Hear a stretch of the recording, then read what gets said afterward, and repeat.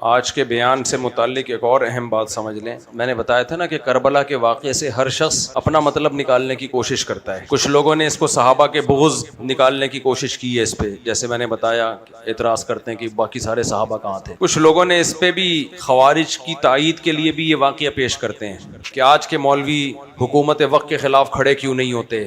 سیدنا حسین تو کربلا کے میدان میں کھڑے ہوئے اور پھر بغاوت کے فضائل سنانا شروع کر دیتے ہیں کہ ریاست کے خلاف نکلو، بغاوت کرو. سیدنا حسین رضی اللہ تعالی عنہ بغاوت کے لیے نہیں نکلے تھے. بغاوت کا مطلب مسلح لڑائی، صرف اور صرف تفتیش احوال کے لیے آپ کا سفر تھا، عراق کا تفتیش احوال کے لیے، بغاوت کے لیے نہیں تھا. اس کی سب سے بڑی دلیل یہ کہ کوئی بھی شخص جو لڑائی کے لیے نکلے وہ خواتین اور بچوں کے ساتھ کبھی بھی ٹریول نہیں کرتا، جبکہ کربلا میں سیدنا حسین رضی اللہ تعالیٰ عنہ کے ساتھ پاک دامن اہل بیت کی باپردہ مستورات اور بچے بھی موجود تھے. اسی وجہ سے ہم کہتے ہیں کہ سیدنا حسین کا قتل انتہائی مظلومانہ تھا. اس کی مظلومیت اس وجہ سے بڑھ گئی ہے کہ آپ کی نیت لڑائی کی نہیں تھی، بغاوت کی نہیں تھی. تو اس لیے آج ملک میں بہت سے لوگ دھماکے کر رہے ہیں، بہت سے لوگ اسٹیٹ کے باغی بنے ہوئے ہیں اور لیبل لگاتے ہیں کہ حضرت حسین نے بھی تو یہ سب کچھ کیا تھا. حضرت حسین نے یہ سب کچھ نہیں کیا تھا جو آپ کر رہے ہیں. ملک میں بدامنی پھیلانا، اسٹیٹ کے خلاف دھماکہ، ہاں احتجاج کرنے کا حق سب کو ہے. اسٹیٹ کے خلاف اگر اسٹیٹ کوئی ظلم کر رہی ہے، کس نے منع کیا احتجاج کرنے سے؟ اور یہ لوگ احتجاج بھی نہیں کرتے. اس لیے ٹی وی پہ جو کچھ اسکالرز آ کے بڑی بڑی باتیں کر رہے ہیں نا، ایک اسکالر نے کہا موسیٰ علیہ السلام بھی تو فرعون کے مقابلے میں آئے تھے، تو یہ مولوی لوگ کیوں نہیں آتے؟ موسیٰ علیہ السلام فرعون کے محل میں جا کے فرعون کو نصیحت کی تھی آپ نے، تلوار لے کے نہیں گئے تھے فرعون کے دربار میں سر قلم کرنے کے لیے اور دھماکے کرنے کے لیے. تو علماء تو یہ کام بھی کر رہے ہوتے ہیں، حکمرانوں سے ملتے ہیں، ان کو سمجھا بھی رہے ہوتے ہیں، اور یہ لوگ وہ کام بھی نہیں کر رہے جو حضرت موسیٰ نے کیا تھا، اور پیکج وہ دے رہے ہیں جو حضرت موسیٰ نے نہیں کیا. امت کو پیکج وہ دے رہے ہیں جو موسیٰ علیہ السلام نے کیا ہی نہیں ہے، اور کام اتنا بھی نہیں کر رہے جتنا موسیٰ علیہ السلام نے کیا تھا. کبھی ان ٹی وی والے اسکالر سے پوچھو کہ کبھی کسی ایک حاکم، وزیر اعظم، صدر، آرمی چیف کسی کے پاس گئے ہو اسے سمجھانے کے لیے؟ یہاں بیٹھ کے یہ بڑے بنے ہوئے ہوتے ہیں، منہ کے فائر پھینک رہے ہوتے ہیں لمبی لمبی، اور برا بلا کہہ رہے ہوتے ہیں ہمیں. یہ کچھ نہیں کر رہے، یہ تم کیا کر رہے ہو؟ تم بھی تو منہ کے فائر کر رہے ہو ٹی وی میں بیٹھ کے. اس کو جہاد تھوڑی کہتے ہیں جو تم کر رہے ہو. آج کل میرے خلاف ایک پورا جو ہے نا گروپ سرگرم ہوا ہے، اور وہ گروپ میرے بیانات نکال کے، جس میں میں یہ کہہ رہا ہوں کہ حاکم ظالم ہو یا عادل ہو، ہر صورت میں آپ نے اس کی اطاعت کرنی ہے، آپ اس کے خلاف خروج نہیں کر سکتے. اس میں حدیثیں بھی پیش کر رہا ہوں، کسی کے پاس حدیث کا جواب نہیں ہے، بس بزدلی کے تانے کہ یہ بزدل ہو گئے ہیں. بھائی ہم بزدل نہیں ہو گئے، ہم اسٹیٹ کو بچانا چاہتے ہیں. حاکم کی اصلاح میں ایسا کام کرنا جس سے اسٹیٹ کے ٹکڑے ہو جائیں، بے گناہ لوگ قتل ہونا شروع ہو جائیں، یہ حرام ہے، ناجائز ہے. میں نے نہیں حرام قرار دیا، پیغمبر صلی اللہ علیہ وسلم نے اس عمل کو حرام قرار دیا ہے. تبھی صحابہ، تابعین، تبع تابعین نے حاکم ظالم ہو یا عادل ہو سب کو برداشت کیا ہے، سب کو برداشت کیا ہے. اور حاکم کی ڈیفینیشن کیا ہے؟ یہ کہتے ہیں یہ حاکم تھوڑی، ہم ان کو حاکم ہی نہیں مانتے جو آج کل حاکم چل رہے ہیں. آپ کے ماننے نہ ماننے سے حاکم متعین نہیں ہوتا. حاکم کی ڈیفینیشن یہ قوت نافذہ ہو، پاور ہو اس کے پاس، وہ اپنے آرڈر کو بذریعہ طاقت منوا سکتا ہو، از کالڈ حاکم. چاہے وہ میرا سلیکٹڈ ہو یا سلیکٹڈ نہ ہو، جائز طریقے سے آیا ہو یا ناجائز طریقے سے آیا ہو. اس پہ یقیناً بحث ہوگی کہ ناجائز طریقے سے آنا غلط ہے، نہیں آنے دیا جائے گا. آ گیا تو اب کیا ہوگا؟ اب اطاعت کی جائے گی. یہ میں نہیں کہہ رہا، یہ قرآن و سنت کہہ رہا ہے، حدیثیں کہہ رہی ہیں. آپ پڑھ لو جا کے حدیثیں. العقیدۃ الطحاویہ عقیدے کی کتاب ہے، امام طحاوی نے رحمہ اللہ نے لکھی ہے، پوری دنیا مانتی ہے اس کو، اہل سنت والجماعت کے عقائد ہیں، اور لکھی بھی آج سے 1200-1300 سال پہلے. اس وقت معاذ اللہ حکومتی غلام تھے. انہوں نے لکھا ہے کہ ہم ائمہ کے خلاف، جو بھی حاکم ہے اس کے خلاف خروج کو حرام سمجھتے ہیں، چاہے وہ عادل ہو چاہے وہ ظالم ہو. یہ اس کا پرسنل معاملہ ہے. حدیث میں آتا ہے وَإِن ضَرَبُوا ظَهْرَكَ، اگر حاکم تمہاری پشت پہ کوڑے مارے تو بھی اس کے خلاف خروج کی تمہیں اجازت نہیں. خروج کا مطلب کیا ہوتا ہے؟ مسلح، تلوار سے بغاوت، بموں سے بغاوت، یہ اجازت نہیں ہے تمہیں. اس کا مطلب یہ لوگ یہ لیتے ہیں مفتی صاحب ہمیں بزدل بنا رہے ہیں. آپ بھی منہ کے فائر سے ہی بہادر بنا رہے ہو، خالی بزدل تو آپ بنا رہے ہو. ہم نے کب کہا کہ اس کے خلاف احتجاج نہیں کر سکتے، اپنی استطاعت کے بغیر اس کو سیدھا کرنے کی کوشش نہیں کر سکتے؟ یہ ہم نے کب کہا؟ ہم کہہ رہے ہیں تلوار مت اٹھاؤ اسٹیٹ، کیونکہ حاکم اچھے برے آتے جاتے رہتے ہیں. لیکن جب آپ حکومت کے خلاف بموں سے، تلواروں سے، کلاشن کوفوں سے خروج کرو گے، نتیجہ یہ نہیں ہوگا کہ اچھا حاکم آ جائے گا، نتیجہ نکلے گا آپ کی اسٹیٹ ٹکڑوں میں تقسیم، اور بین الاقوامی طاقتیں اس کو ترنے والا بنا لیں گی. یہ آپ کے قبضے میں نہیں آئے گا. یہ ایسا پھل ہے درخت پہ چڑھ کے جس کو آپ توڑ تو رہے ہو لیکن نیچے بالٹی کسی اور نے رکھی ہوئی ہے, یہ ٹوٹ کے آپ کی جھولی میں نہیں, یہ کس کی جھولی میں گرے گا؟ یہ غیروں کی جھولی میں گرے گا. تو یہ پیغمبر صلی اللہ علیہ وسلم کی حدیث ہے. چاہے سعودی عرب کی حکومت ہو, بادشاہت ہے, اس کے خلاف تلوار اٹھانا ہم جائز نہیں سمجھتے. اور یہ جو ہمیں درباری سرکاری کہہ رہے ہیں نا, کہتے ہیں ناجائز حکومتوں کو سپورٹ کرتے ہیں, تم کیا کر رہے ہو؟ تم بھی تو ٹی وی میں بیٹھ کے منہ کے سے فائر کر کے یونیورسٹیوں کے طلبہ کا دماغ خراب کر رہے ہو, ملک سے نفرت پیدا کر رہے ہو. اس کے علاوہ تم کر کیا رہے ہو؟ تم کون سا خروج کر رہے ہو؟ نہیں آئی سمجھ میں بات؟ یہ خروج ہے ٹی وی میں بیٹھ کے بیان دینا, سوائے اس کے کہ ینگسٹر کا ذہن خراب کرنا, ملک سے محبت کے بجائے نفرت پیدا کرنا, اس کے علاوہ کچھ بھی حاصل نہیں ہے اس بحث کا. تو جو اسلامی ملک رہ گئے ہیں, خدا کے لیے ایک خلیفہ پہ جمع کرنے کے لیے اس لیبل سے ان کو تباہ مت کرو. جتنے خلیفے ہیں مارکیٹ میں اتنے رہنے دو, جتنے بچے ہوئے ہیں نا کنٹری, ان کو بچاؤ. ایک صاحب نے میرے خلاف بیان ریکارڈ کروایا, میں نے کہا حدیث میں آتا ہے, صحیح حدیث ہے مسلم کی, کہ جب مسلمانوں کا کوئی حاکم بن جائے تو اس کے خلاف جو بھی کھڑا ہو قتل کر دو اس کو, کائن من کان, جیسا مرضی ہو. کیا مطلب؟ پہلے والا برا اور نیا جو کھڑا ہو رہا ہے نا وہ نیکی کیوں نہ ہو, تو اس نئے کو کیا کر دو؟ قتل کر دو. کیونکہ ایک پر جب آ گئے ہیں, یہاں کھڑے ہونے سے مراد الیکشن میں کھڑے ہونا مراد نہیں ہے, تلوار لے کے جو اس کے خلاف بغاوت پہ آ رہا ہے تو باغی کو کیا کر دو؟ قتل کر دو. یہ میرے الفاظ نہیں ہیں, سید الانبیاء کے الفاظ ہیں. وہاں اس نے کہا کہ یہ حدیث ایک خلیفہ کے بارے میں, پوری دنیا میں جب مسلمانوں کا ایک خلیفہ بن جائے تو اس خلیفے کے خلاف جو کھڑا ہوگا اس کو قتل کر دو. ابھی ایک خلیفہ ہے کہاں؟ مسلمانوں میں پوری 1400 سالہ تاریخ میں بنو امیہ کے بعد کبھی بھی ایک خلیفے پہ مسلمان جمع ہوئے ہی نہیں ہے. بنو اندلس کی خلافت الگ تھی اور بنو عباس کی خلافت الگ تھی. 1000 سال سے زیادہ تو ایسے ہی چلے ہیں. مغل بادشاہوں کی حکومت الگ تھی. کسی نے فتویٰ نہیں دیا کہ مغل بادشاہوں کے خلاف بغاوت کرو تاکہ یہ اندلس, وہ بنو عباس اور یہ جو ہماری پرانی خلافتیں چلی آ رہی ہیں, خلافت عثمانیہ تھی نا, اس کے پہ جمع. خود خلیفہ عثمانیہ نے ایسے فتویٰ نہیں دیا. اس لیے کہ علماء نے لکھا ہے کہ جب مسلمان دنیا بھر میں پھیل گئے تو ان کا ایک خلیفہ پہ جمع ہونا عملی طور پر ناممکن ہے, پریکٹیکلی ممکن نہیں ہے. یہ پریکٹیکلی یہ ممکن نہیں ہے, کیونکہ اتنا دور دور تک ایک خلیفہ پہ اتنی بڑی خلافت قائم ہو, یہ کیسے ممکن ہے؟ تو اگر مختلف خلیفے بھی ہو سکتے ہیں, مختلف جگہوں پہ مختلف حکومتیں بھی ہیں تو ٹھیک ہے. علامہ شوکانی رحمہ اللہ نے لکھی یہ بات, اور بہت سارے علماء نے, کہ اب یہ نہیں ہوگا کہ ایک علاقے میں دوسری حکومت ہے تو ان سب بادشاہوں کے خلاف تلوار اٹھا کے آپ سب کو قتل کر دو اور ایک پہ لے آؤ. وہ ایک ہوگا کون؟ اس پہ لا سکو گے نہیں لا سکو گے, وہی ایجنٹ انقلاب کسی بیرونی ادارے کا, یہ فیصلہ کرے گا کون؟ اور اپنی اسٹیٹ کو جب ختم کرو گے وہ ہو جائے گی کمزور. تو بجائے ایک پہ آنے کے یہ دو ملک مل کے ایک بن جائیں, یہ کمزور ہوئی, پتہ چلا یہاں بھی کوئی اور اسٹیٹ نے آ کے قبضہ کر لیا, کسی غیر مسلم اسٹیٹ نے. تو اس لیے جتنے اسلامی کنٹری رہ گئے ہیں ان کو متحد کرنے کی کوشش ضرور کریں, ایک بلاک بنائیں, متحد ہو جائیں, محبت سے رہیں, لیکن زبردستی ان کو ایک بادشاہ ایک امیر کے تحت لانے کی کوشش, تلوار کی طاقت سے کرنے کی کوشش کی تو یہ ایک خلیفہ نہیں آئے گا. یہ اگر ابھی 50 خلیفے ہیں تو یہ 50,000 خلیفے ہو جائیں گے مارکیٹ میں. سمجھ میں آ رہی ہے بات؟ یہ وہی بات ہے جو میں اہل حدیثوں سے کہتا ہوں کہ 4 فقہ ہیں نا, یہ کہتے ہیں قرآن حدیث کے نام پہ ایک کرو, یہ 4000 ہو جائیں گے, ایک نہیں ہوں گے. کیونکہ اہل حدیثوں میں ہر شخص کا ایک الگ فقہ ہے, ہر اہل حدیث ایک امام ہے اپنے مسلک کا, وہ دوسرے کی بات نہیں مانتا, اس سے فتویٰ لو وہ اس کی بات نہیں مانے گا. تبھی آپ نے ٹیلی ویژن, میں اہل حدیث کو اہل سنت والجماعت میں داخل سمجھتا ہوں, اتنا کچھ مخالف بولنے کے باوجود بھی. یہ مطلب نہیں ہے کہ وہ کوئی جہنمی ہے, لیکن جس ٹریک پہ وہ لے کے چل رہے ہیں نا امت کو متحد کرنے کے, وہ متحد کرنے کا ٹریک سوٹیبل نہیں ہے, اس سے متحد نہیں ہوں گے, ٹوٹتے چلے جا رہے ہیں. متحد وہی ہوں گے جو 1400 سال سے جو طریقہ چلا آ رہا ہے کہ چاروں ائمہ برحق ہیں, چاروں میں سے کسی ایک کو فالو کرو بس. اب تحقیق کے نام پہ نئے نئے مجتہد مارکیٹ میں لانے کی کوشش مت کرو. تبھی آپ نے دیکھا ہوگا ٹی وی میں کبھی 2 اہل حدیث عالم ایک ساتھ نہیں بیٹھتے, کیونکہ اگر ڈیبیٹ ہوگی نا دونوں کا رائے الگ الگ ہوگی. 2 بریلوی بیٹھ جائیں گے, 4 دیوبندی بیٹھ جائیں گے, 2 اہل حدیث کبھی نہیں آئیں گے. اہل حدیث کا ایک ہی نمائندہ آئے گا, کیونکہ وہیں 20 مسائل ایسے ہیں, وہ اہل حدیث کچھ اور کہے گا, وہ کچھ اور, وہ کچھ اور, تو یہ امت 4 کے بجائے 4000 فرقوں میں تقسیم ہو جائے گی. تو ایسے ہی جو کہہ رہے ہیں نا ساری دنیا میں مسلمانوں کا ایک خلیفہ ہونا چاہیے, آج کل یہ تحریکیں یونیورسٹیوں میں چل رہی ہیں, ہم یہ ختم کریں گے بادشاہی نظام اور الیکشن والا نظام, ایک خلیفہ آئے گا, ایک خلیفہ. اس ایک خلیفہ کے چکر میں اپنے ملک میں دھماکے, اپنے ملک کی نفرت لوگوں کے دلوں میں, ہم نے ان ظالموں سے جان چھڑانی ہے, ایک خلیفہ. بھائی چھڑاؤ, الیکشن کے ذریعے چھڑانے کی کوشش کرو, جو طریقہ مارکیٹ میں چل رہا ہے. آپ کہہ سکتے ہو ہم جمہوریت کو فروغ دیں, جمہوریت میں لعنت بھیجتا ہوں 100 دفعہ, میں نہیں مانتا, لیکن پریکٹیکلی آپ کے پاس اس کے علاوہ کوئی آپشن ہے ہی نہیں. دیکھو ایک مجھے مثال دو, ایک آدمی کو زنا کا خطرہ ہے, اس کے لیے لڑکی میسر ہے اہل کتاب, عیسائی لڑکی ہے, کرسچن لڑکی ہے, نہیں نکاح کرتا تو اور کوئی رشتہ اس کے لیے اویلیبل ہے ہی نہیں, 20 سال تک چانس ہے کہ نہیں ہوگا. اب وہ کہہ رہا ہے میں اسی کرسچن لڑکی سے کر لیتا ہوں, زنا سے تو بچوں گا, گھر تو بنے گا, میرا اولاد تو ہوگی.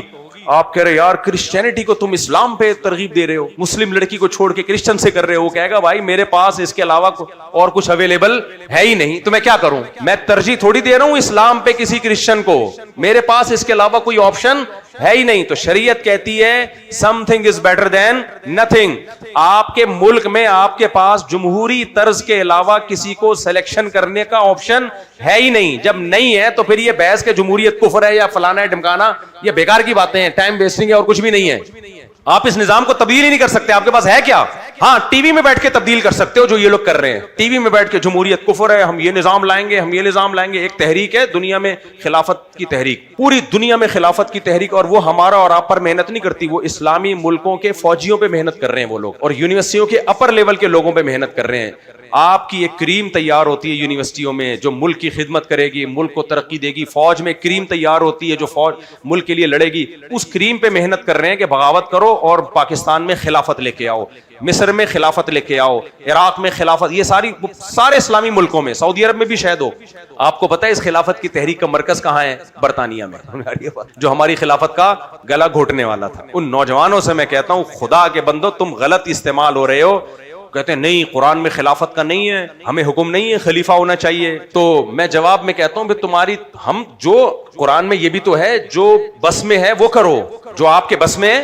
موسیٰ علیہ السلام کے بس میں نہیں تھا فرعون کی حکومت کا خاتمہ کر دینا, ان کے بس میں تھا زبانی دعوت دینا, انہوں نے دی. خاتمہ کس نے کیا؟ اللہ نے. معجزے دکھائے اللہ نے. آپ کے بس میں جو ہے آپ وہ کریں, معجزے کس پہ چھوڑ دیں؟ آپ اللہ پہ چھوڑ دیں, وہ اللہ کرے گا, وہ آپ کرنے کی کوشش نہ کریں. آپ 313 کا بدر میں 1000 سے مقابلہ یہ نبی کے ارادے سے نہیں ہوا, یہ ایک اتفاقی واقعہ تھا. معجزے کس نے دکھائے اس میں؟ اللہ نے. اللہ نے معجزے دکھائے ہیں اس میں, ورنہ حکم نہیں ہے کہ 313,000 سے جا کے لڑیں, یہ آرڈر نہیں ہے, یہ ایک اتفاقی لڑائی تھی. تو اب یونیورسٹیوں میں اور آج کل ایسے سوشل میڈیا پہ اسکالرز آ رہے ہیں, ہمیں بھی درباری سرکاری بول رہے ہیں کہ بغاوت کے خلاف ہیں یہ لوگ, خروج کے خلاف ہیں یہ لوگ, اور بزدل ہیں. تم سب سے بڑے بزدل ہو, اس لیے تم صرف کلپ بناتے ہو بیٹھ کے, اور تھیلا بھی کچھ نہیں کرتے. تم نکلو باہر, کچھ کرو تاکہ تمہیں اٹھائے اور تمہاری چمڑی ادھیڑے, جس طرح تمہارے ماننے والوں کی چمڑیاں ادھیڑتے ہیں وہ لوگ جن کو تم بیوقوف بناتے ہو. ان کی خود کی چمڑی کبھی نہیں ادھڑتی. ہوتا یہ کہ ایجنسیاں ٹریس کر رہی ہوتی ہیں, ان کو اٹھاتی ہیں, ہاں اور کتنے خلیفے تیرے کو چاہیے مزید بتا.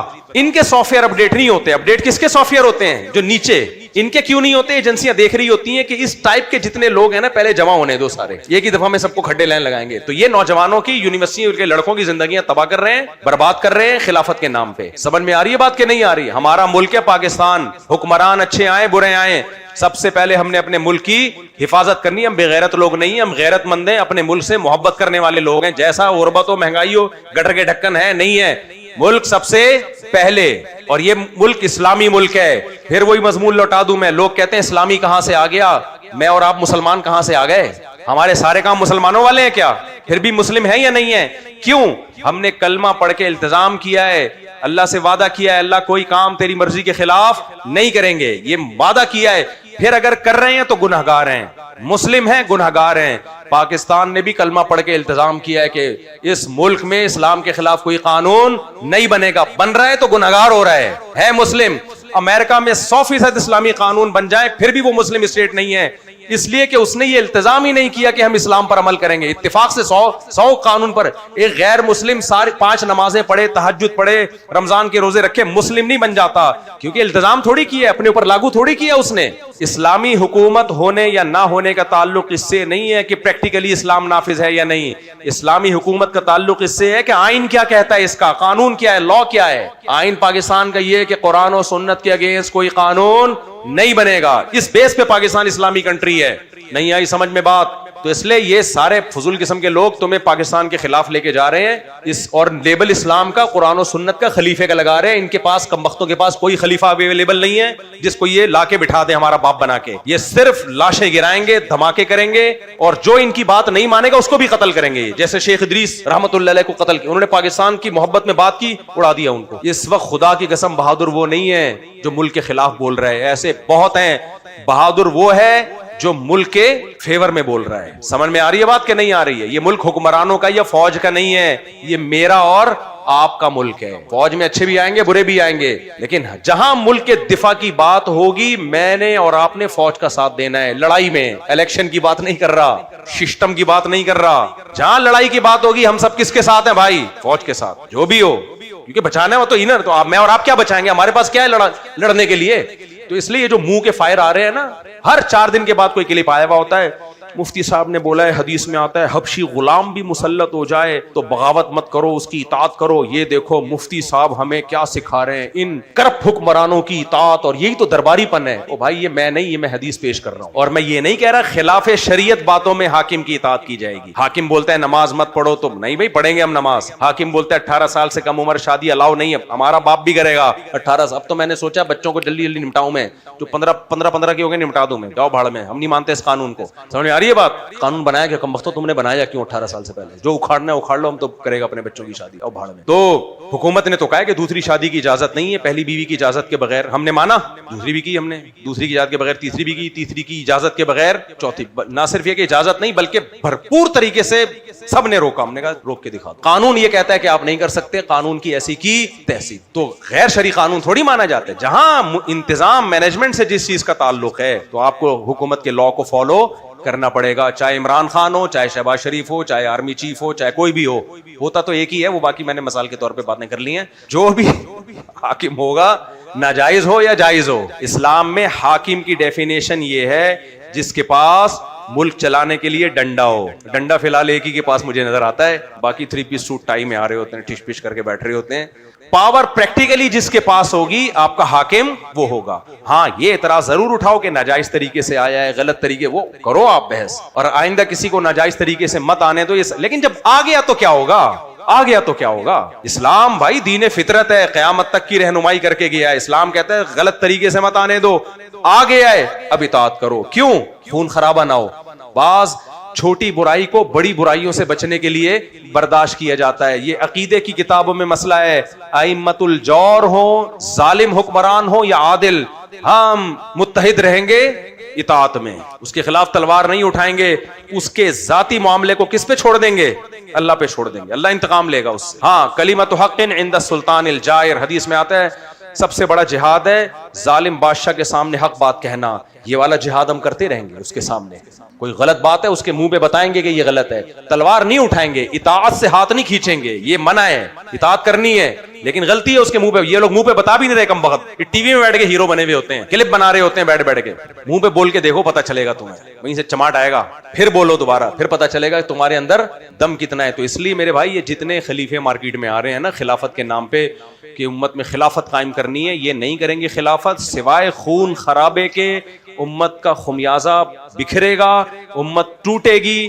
اور ان میں بہت سے مخلص ہیں, لیکن ان مخلص لوگوں کو نہیں پتا کہ ان کے پیچھے تانے بانے اسلام دشمن قوتوں کے ہاتھ میں ہے. اسلام دشمن کنٹریز جانتے ہیں کہ مسلمانوں کو کہاں کہاں سے توڑا جا سکتا ہے. ان کو پتا ہے کہ اتنے سارے ملک ہم نے خلافت عثمانیہ توڑ کے بنا دی ہیں, ابھی بھی ان کو یہ کھٹک رہے ہیں, کہہ رہے ہیں یہ اور زیادہ ٹوٹنے چاہیے.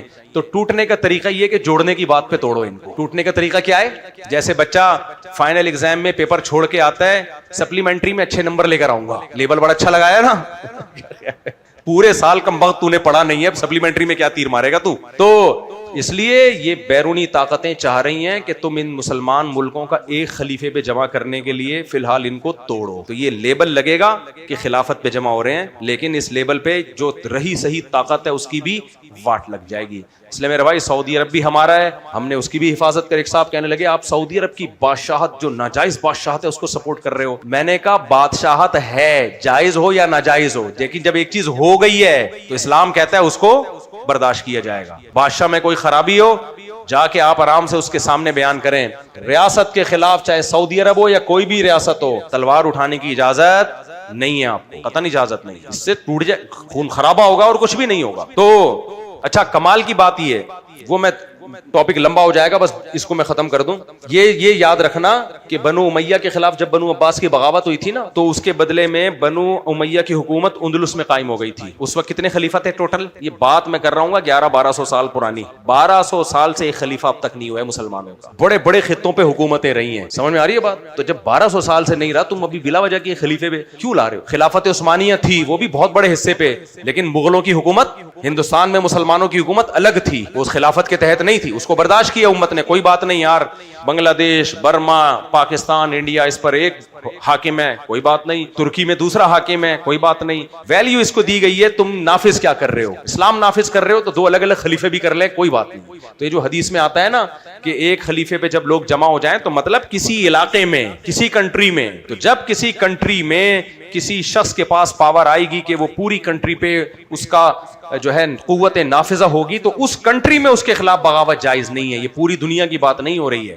سمجھتے ہو گے نہیں سمجھتے؟ اس لیے پاکستان سے محبت کرو, یہ ہمارے مذہب کا حصہ ہے, اس ملک کو بچاؤ. اور پوری دنیا میں اس وقت اسلامی ملکوں میں سب سے زیادہ ویلیو اگر کسی کنٹری کی ہے, میں نہیں مانتا, آپ نہیں مانتے, اسرائیل مانتا ہے, امریکہ مانتا ہے کہ وہ پاکستان ہے. وہ کون سا ہے؟ پاکستان. دنیا مانتی, لیکن جن کے دماغوں میں منفیت کا گوبر بھرا ہوا ہے نا, ابھی دیکھو پاکستان مذاکرات کروا رہا ہے, پوری دنیا سلوٹ کر رہی ہے. کل میں نے دیکھا ایکچولی یہ تو قطر کو سارا کریڈٹ جاتا ہے, پاکستان تو ایسے ہی کٹ پتلی بنا ہوا ہے. اور ادھر قطر کے وزیر کا بیان آ رہا ہے, پاکستان کو سلام ہے. جو قطر جو بات نہیں کر رہا کمبختوں, جو اس کو یعنی جو کارنامہ قطر نے نہیں دیا وہ تم قطر کے کھاتے میں ڈال رہے ہو, اور قطر کہہ رہا ہے پاکستان کر رہا ہے, تم کہہ رہے ہو کہ نہیں پاکستان نہیں کر رہا. یہ ملک سے نفرت ہے. یہ کیا ہے؟ یہ تمہیں کوئی ذاتی بغض ہو گیا ملک سے. جو غلط ہے اس کو غلط کہو, جو صحیح ہے اس پہ خوش ہو جاؤ. یار ہماری ویلیو ہے پوری دنیا میں, ہمارے ایٹمی پاور ہے بھائی, دنیا مانتی ہے پاکستان کو, آپ مانو نہ مانو.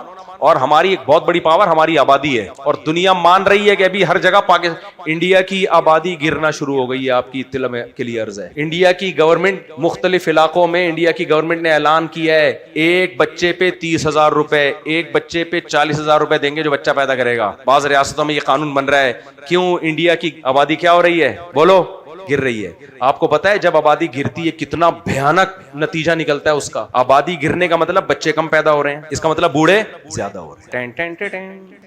یہ خود ایک اتنا خطرناک کام ہو رہا ہے نا, اس کا نتیجہ یہ نکل رہا ہے کہ یہ بچے جو جب آبادی گرے گی, بوڑھے زیادہ ہو جائیں گے, بچے کم ہو جائیں گے, اور پھر ملک پہ بوڑھوں کا بوجھ ہوگا, کمانے والے کم, کھانے والے اور بیمار اور کھانسنے والے زیادہ. ہمارے یہاں ایک بوڑھا کھانس رہا ہوتا ہے, پوتے نواسے بیٹے بیٹیاں مل کے اس کی کھانسی کے جراثیم کو ڈیوائڈ کر رہے ہوتے ہیں, آپس سب ڈیوائڈ کر رہے ہیں. کیا خیال ہے؟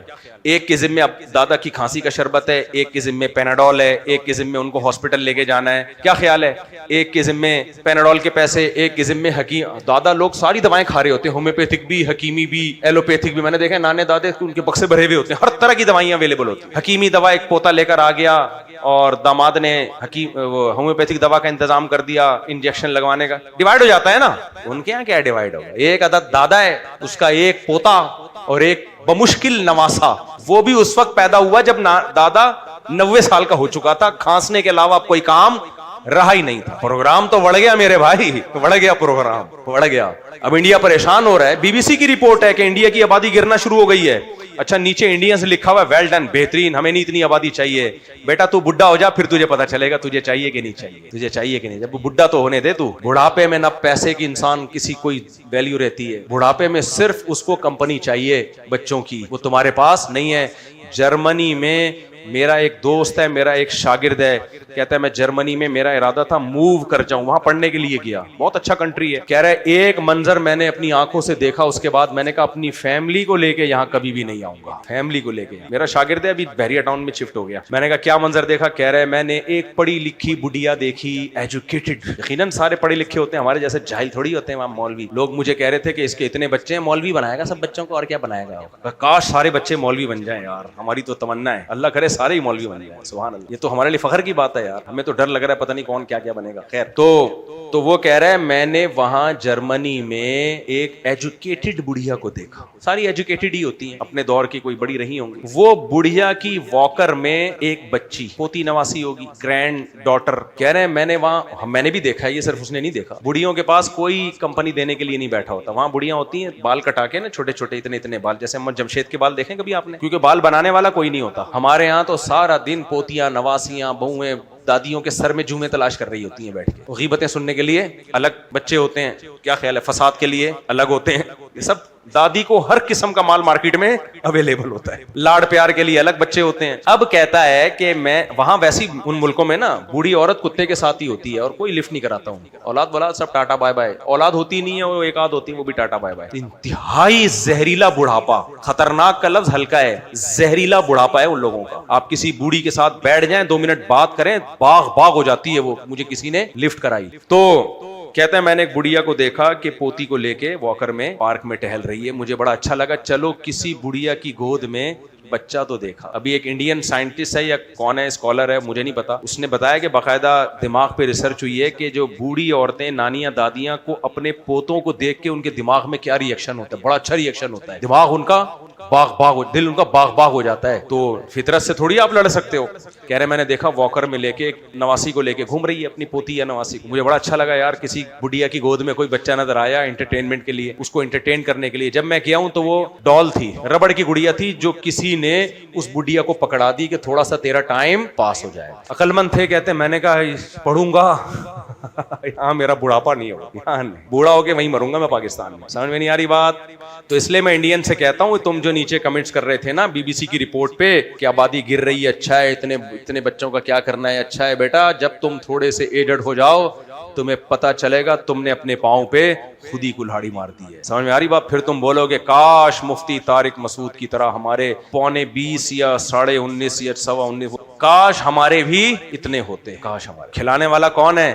اللہ. لوگ کہتے ہیں مولوی چندے کے, میرے کوئی چندہ وندہ نہیں کھاتا, میں نہیں کہہ رہا میں بہت نیک ہوں, لیکن میرا دامن اللہ کے فضل سے, بڑی بات نہیں کر رہا, پیسوں کے معاملے میں اللہ نے الحمدللہ بالکل 100% پاک رکھا ہے الحمدللہ. جو میرے ساتھ اٹھنے بیٹھنے والے ہیں ان کو پتا ہے میرے بارے میں سب کچھ ہو سکتا ہوں, پیسوں میں کرپٹ الحمدللہ نہیں ہو سکتا. اللہ بڑے دعوے سے بچائے, اللہ آئندہ بھی حفاظت کرے. پیسوں کے معاملے میں 1 روپے میرے ذمے کسی کا نہیں ہے, لوگوں کے ذمے میرے پیسے ہو سکتے ہیں, میرے ذمے نہیں ہے. میں تو جامع رشید میں جب پڑھاتا تھا نا, جو مجھے ابھی بھی پڑھاتا ہوں, جو تنخواہ ملتی تھی نا, اس تنخواہ میں کچھ پیسے اس لیے جامع میں جمع کراتا تھا کہ میری تنخواہ میں کوئی حرام نہ شامل ہو گیا ہو, کچھ حرام نہ شامل ہو گیا. کیا مطلب؟ پڑھائی کے علاوہ باتیں کر لی ادھر ادھر, لیٹ آ گئے, کچھ اس طرح کا کوئی ناجائز نہ ہو گیا ہو, تو وہ میں اور ہمارے حضرت تو ایسے خاندانی, جتنی تنخواہیں حضرت نے مدرسوں میں جہاں جہاں پڑھا کے لی تھی, جب حضرت کا بزنس چلا ہے, جب حضرت کی زمینوں سے پیسہ آیا ہے, وہ ساری تنخواہیں مدرسوں کو حضرت نے واپس کر دی. ہم نے جن اکابر کی جوتیاں سیدھی کی ہیں وہ پیسوں میں ایسے تھے. سمجھ میں آ رہی ہے بات کہ نہیں آ رہی ہے؟ تو اللہ نے بھائی بتا دیا ہے کہ اولاد کی زیادتی اور بیویاں زیادہ ہوں تو کون چھپڑ پھاڑ کے دیتا ہے؟ اللہ دیتا ہے. بولنے والے اسی وقت سے بولتے ہی رہ گئے, ابے تمہارے پاس ہے ہی نہیں ہے, پیسے ہی نہیں ہے. تو اور میں اکیلا نہیں ہوں, جس کو بھی دیکھو بیوی بچے اللہ نے دیے, کھا ہی رہے ہیں, کہیں نہ کہیں سے ہوتا ہی ہے ان کا انتظام. تو اب بات یہ چل رہی تھی, کیا چل رہی تھی بات؟ تو انڈیا کی آبادی اب کیا ہونا شروع ہو گئی ہے, کچھ قوموں کی بڑھ رہی ہے, میں یہ نہیں کہہ رہا, لیکن کنٹری کی حیثیت سے آبادی کیا ہو رہی ہے؟ گر رہی ہے. تو آبادی گرنے سے کیا ہوگا میرے بھائی؟ بڈھے زیادہ ہو جائیں گے اور جوان کم, اور ساری پاور. تو پاکستان اس لیے بھی کھٹک رہا ہے کہ پاکستان کی آبادی الحمدللہ بڑھ رہی ہے. اور جب سے میں نے یہ فساد پھیلانا شروع کیا ہے, جو غیر مسلموں کی نظر میں فساد ہے, آبادی کی سپیڈ کی ایسی کی تیسی ہو, اور آپ لوگ ساتھ دو, اس میں بڑھاؤ. ہم مسلمان ہیں, کون کھلاتا ہے؟ اللہ. ہمارے چہروں پہ ہمیشہ خوشی رہتی ہے, کھانے کو مل گیا ٹھیک ہے, نہیں ہے کوئی بات نہیں, ہمارے پیغمبر کی سنت کھانا بھی ہے, بھوکا رہنا بھی ہے. کیا خیال ہے؟ ہم لوگ ان چیزوں کو اتنی ویلیو, ہماری نظر میں انسان کا پیدا ہونا یہ زیادہ ویلیویبل ہے, چاہے اس کا پیٹ بھرا ہوا ہو یا وہ بھوکا ہو. مرتا نہیں ہے انشاءاللہ, اللہ نے رزق کا وعدہ کیا, کوئی نہیں مرے گا, کبھی بھوکا رہ لے گا, کبھی پیٹ. اول تو ہم کبھی بھوکے رہتے نہیں, اللہ کا شکر ہے, زیادہ ہی کھا لیتے ہیں. بعض دفعہ رائزک پڑی ہوئی ہے میری جیب میں, کبھی کبھار کھانی پڑتی ہے, تو ابھی جیب میں نہیں ہے, گھر میں رکھی ہوئی ہے, تو کھلاتا ہی ہے اللہ. کبھی بھوکا رہ لیے تو کیا ہو گیا یار, یہ تو ان لوگ کے ایشو میں غیر مسلموں کے, کیونکہ یہ آئے دنیا میں عیاشی کرنے کے لیے. ہم کہتے ہیں بھائی انسان پیدا ہو, مسلمان پیدا ہو, یہ زیادہ اہم بات ہے کہ زندگی کی نعمت ملے. یہ کائنات بنی انسانوں کے لیے, جانوروں کی نسل کو کنٹرول کرنے کا ہمیں اجازت ہے کیونکہ ہمارے ماتحت ہیں. ہم نسلوں کو کنٹرول, ہماری کون کنٹرول کرے گا؟ اللہ. اس پہ چھوڑ دو, جتنے اس نے پیدا کرنے دو. جانور ہمارے غلام بنائے ہیں, ہم ان کو کریں گے, ہم پر نہیں ہوگا, ہم پر اللہ ہے.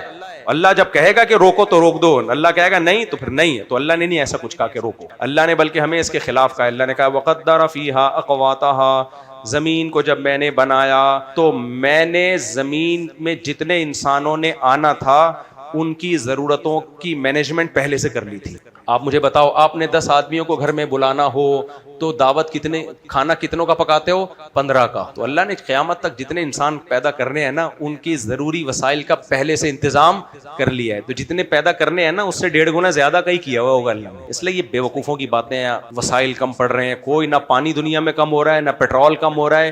اگر پیٹرول کم ہو رہا ہے تو دوسری ٹیکنالوجی دریافت ہو رہی ہے, سولر پہ آ رہے ہیں لوگ. ایک ٹیکنالوجی ختم ہوتی ہے اس سے زیادہ ایڈوانس ٹیکنالوجی اس کی کمی پوری کر دیتی ہے. ایسے لوگوں کے پاس پیسہ آنا شروع ہو گیا ہے, گاؤں دیہاتوں میں کروڑ پتی بن گئے ہیں جب سے یوٹیوب آیا ہے. صرف کھانے, انڈے بنانے, انڈے ابالنے کی ترکیبیں ڈالنا شروع کر دی انہوں نے. گنجے کے سر پہ بال کیسے آئے, تیل بنا کے ڈال دیا, چاہے بال آئے نہ آئے, اس کے بعد پیسے آ گئے.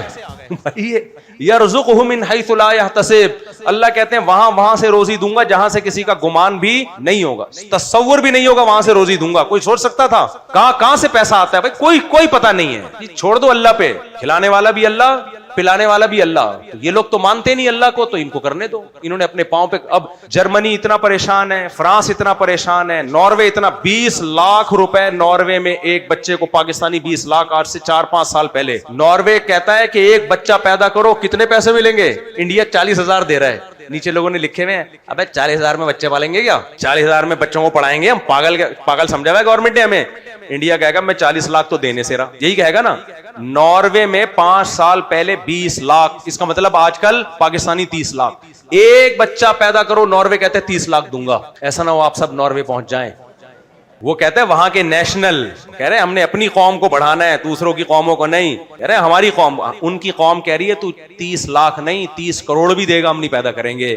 کیونکہ عورتوں کو جب ایک دفعہ یہ بتا دیا جائے نا بچہ پیدا کرنا تمہاری صحت کے لیے نقصان دہ, ایک عذاب ہے, پھر وہ نہیں آتی اس پہ. اب ان کا دماغ خراب ہو چکا ہے, کہیں گے ہمیں نہیں چاہیے, 30 کروڑ بھی دے دو, نہیں چاہیے. اس لیے قرآن نے عورت کو پہلے سے ہی بتا دیا یہب لمن یشاء, یہ اولاد نعمت ہے, یہ عذاب نہیں ہے. نعمت تو جتنی زیادہ ہو اچھا ہے. کیا خیال ہے؟ تو ہماری جو مسلمان عورت کو تو یہ بتایا بھائی یہ تو اللہ کی نعمت ہے, تمہاری خوشیاں ہیں. خدا کی قسم عورت کے لیے بچے سے بڑی کائنات میں کوئی نعمت نہیں. اپنی بیوی کو دیکھا کرو, اپنے بچوں کو دیکھ کے کیسے خوش ہوتی ہے. وہ تمہیں بھی لفٹ اس لیے کرا رہی ہے کہ اس کے بچے کے باپ ہو تم. ہماری جو تھوڑی سی عزت گھروں میں ہو رہی ہے نا اس چکر میں ہو رہی ہے. ہم لوگ اپنے بیگموں کے بچوں کے کیا ہیں, باپ ہیں. نہیں ہوتے نا تو دیکھتے ہمارا حشر کیا ہوتا. کالیا آگے چلو, زیادہ ہو گئی, آگے چلتے ہیں میرے بھائی. یوٹیوب پر نرسری کے بچوں میں کارٹون کے ساتھ یویم بنانا چاہ رہا ہوں. کیا ہے بھائی؟ پویم بنانا چاہ رہا ہوں. نرسری کے بچوں کے لیے کارٹون کے ساتھ پویم بنا لیں یار, اس میں کوئی حرج نہیں. مفتی صاحب میں شادی ہونے تو بچے وسائل کی کمی ہے, اپنی ذاتی شادی کی ضرورت ہے. میں بہت ڈپریشن میں ہوں.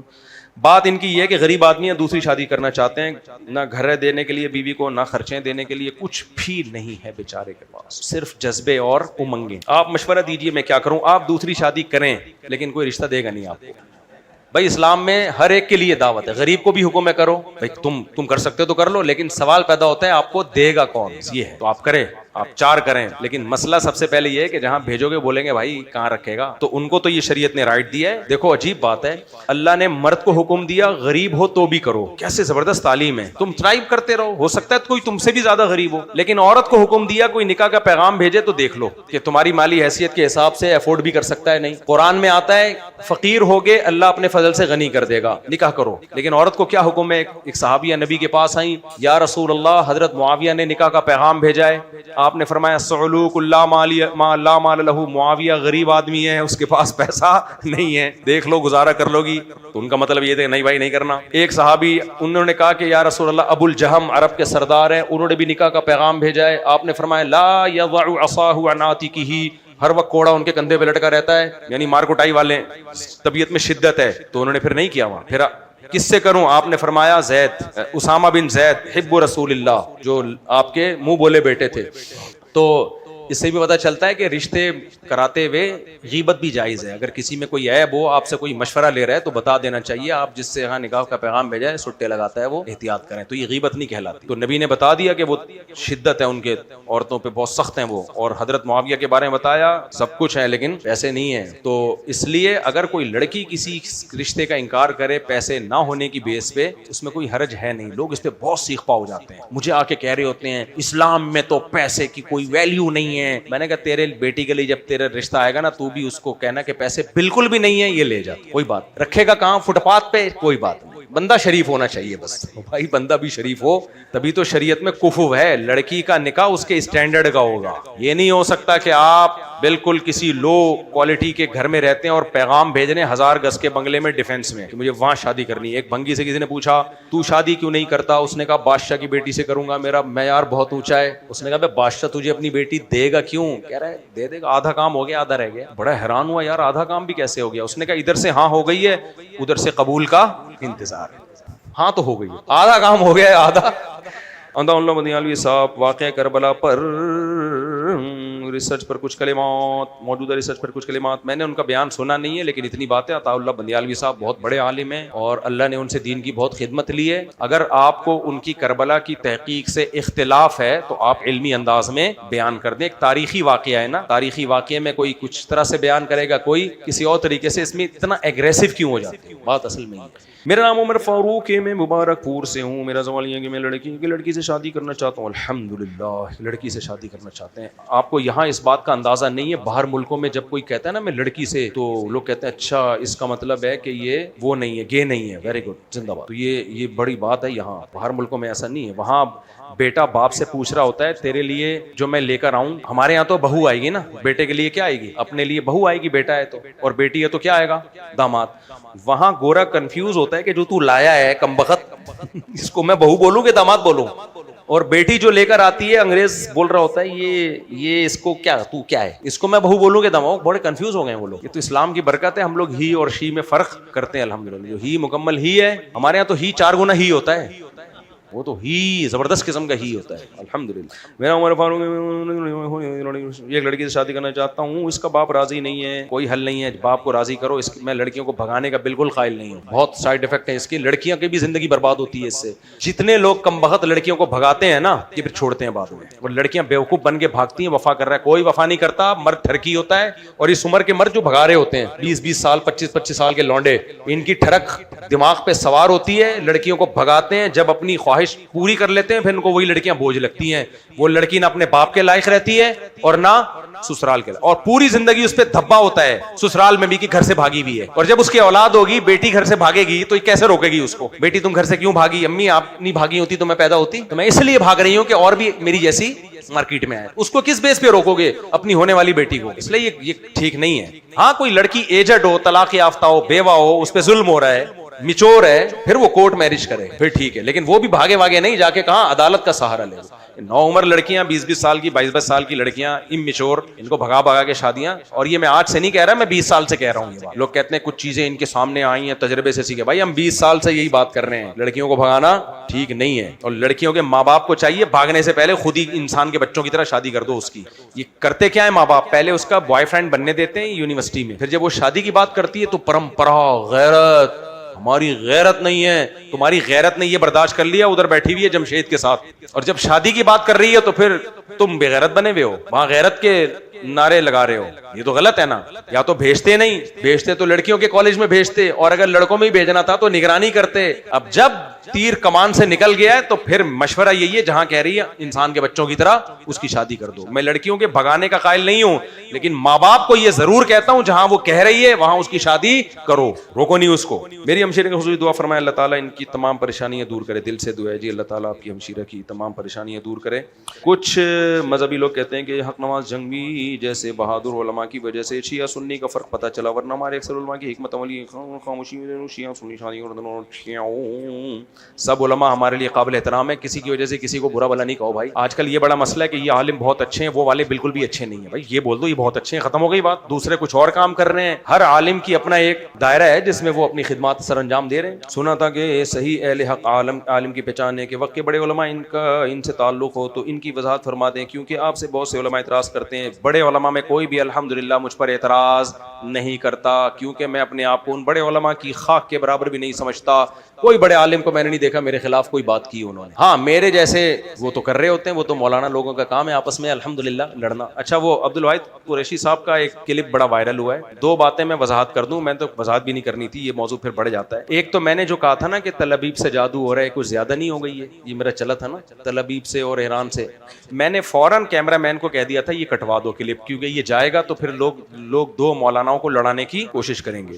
یہ ایڈیٹر کی غلطی ہے کہ اس نے نہیں کاٹا، اس کے بعد میں نے کلاس لی لیکن وہ پھر پھیل گیا، ورنہ میری عادت نہیں ہے کہ کسی کا نام لے کے میں ریکارڈ لگانے کی کوشش کروں چاہے اب کوئی بھی ہو۔ تو یہ جو وائرل ہوا ہے نا، میں نے بات کی تو تھی، مجھے لگا بھی عجیب کہ تل ابیب سے جادو ہوا ہے، لگا بھی عجیب، لیکن میں نے یہ ویڈیو ریکارڈنگ میں جانے نہیں دینا تھا، اس کو منع کیا تھا۔ اب اس کی غلطی ہے، وہ کہہ رہے مجھے تو نہیں پتا چلا، وہ چلا گیا، اب چلا گیا تو تیر کمان سے نکل گیا، وہ ریورس نہیں ہو سکتا۔ اس کے بعد ان کے وضاحتی بیانات آتے رہے، ایک بات۔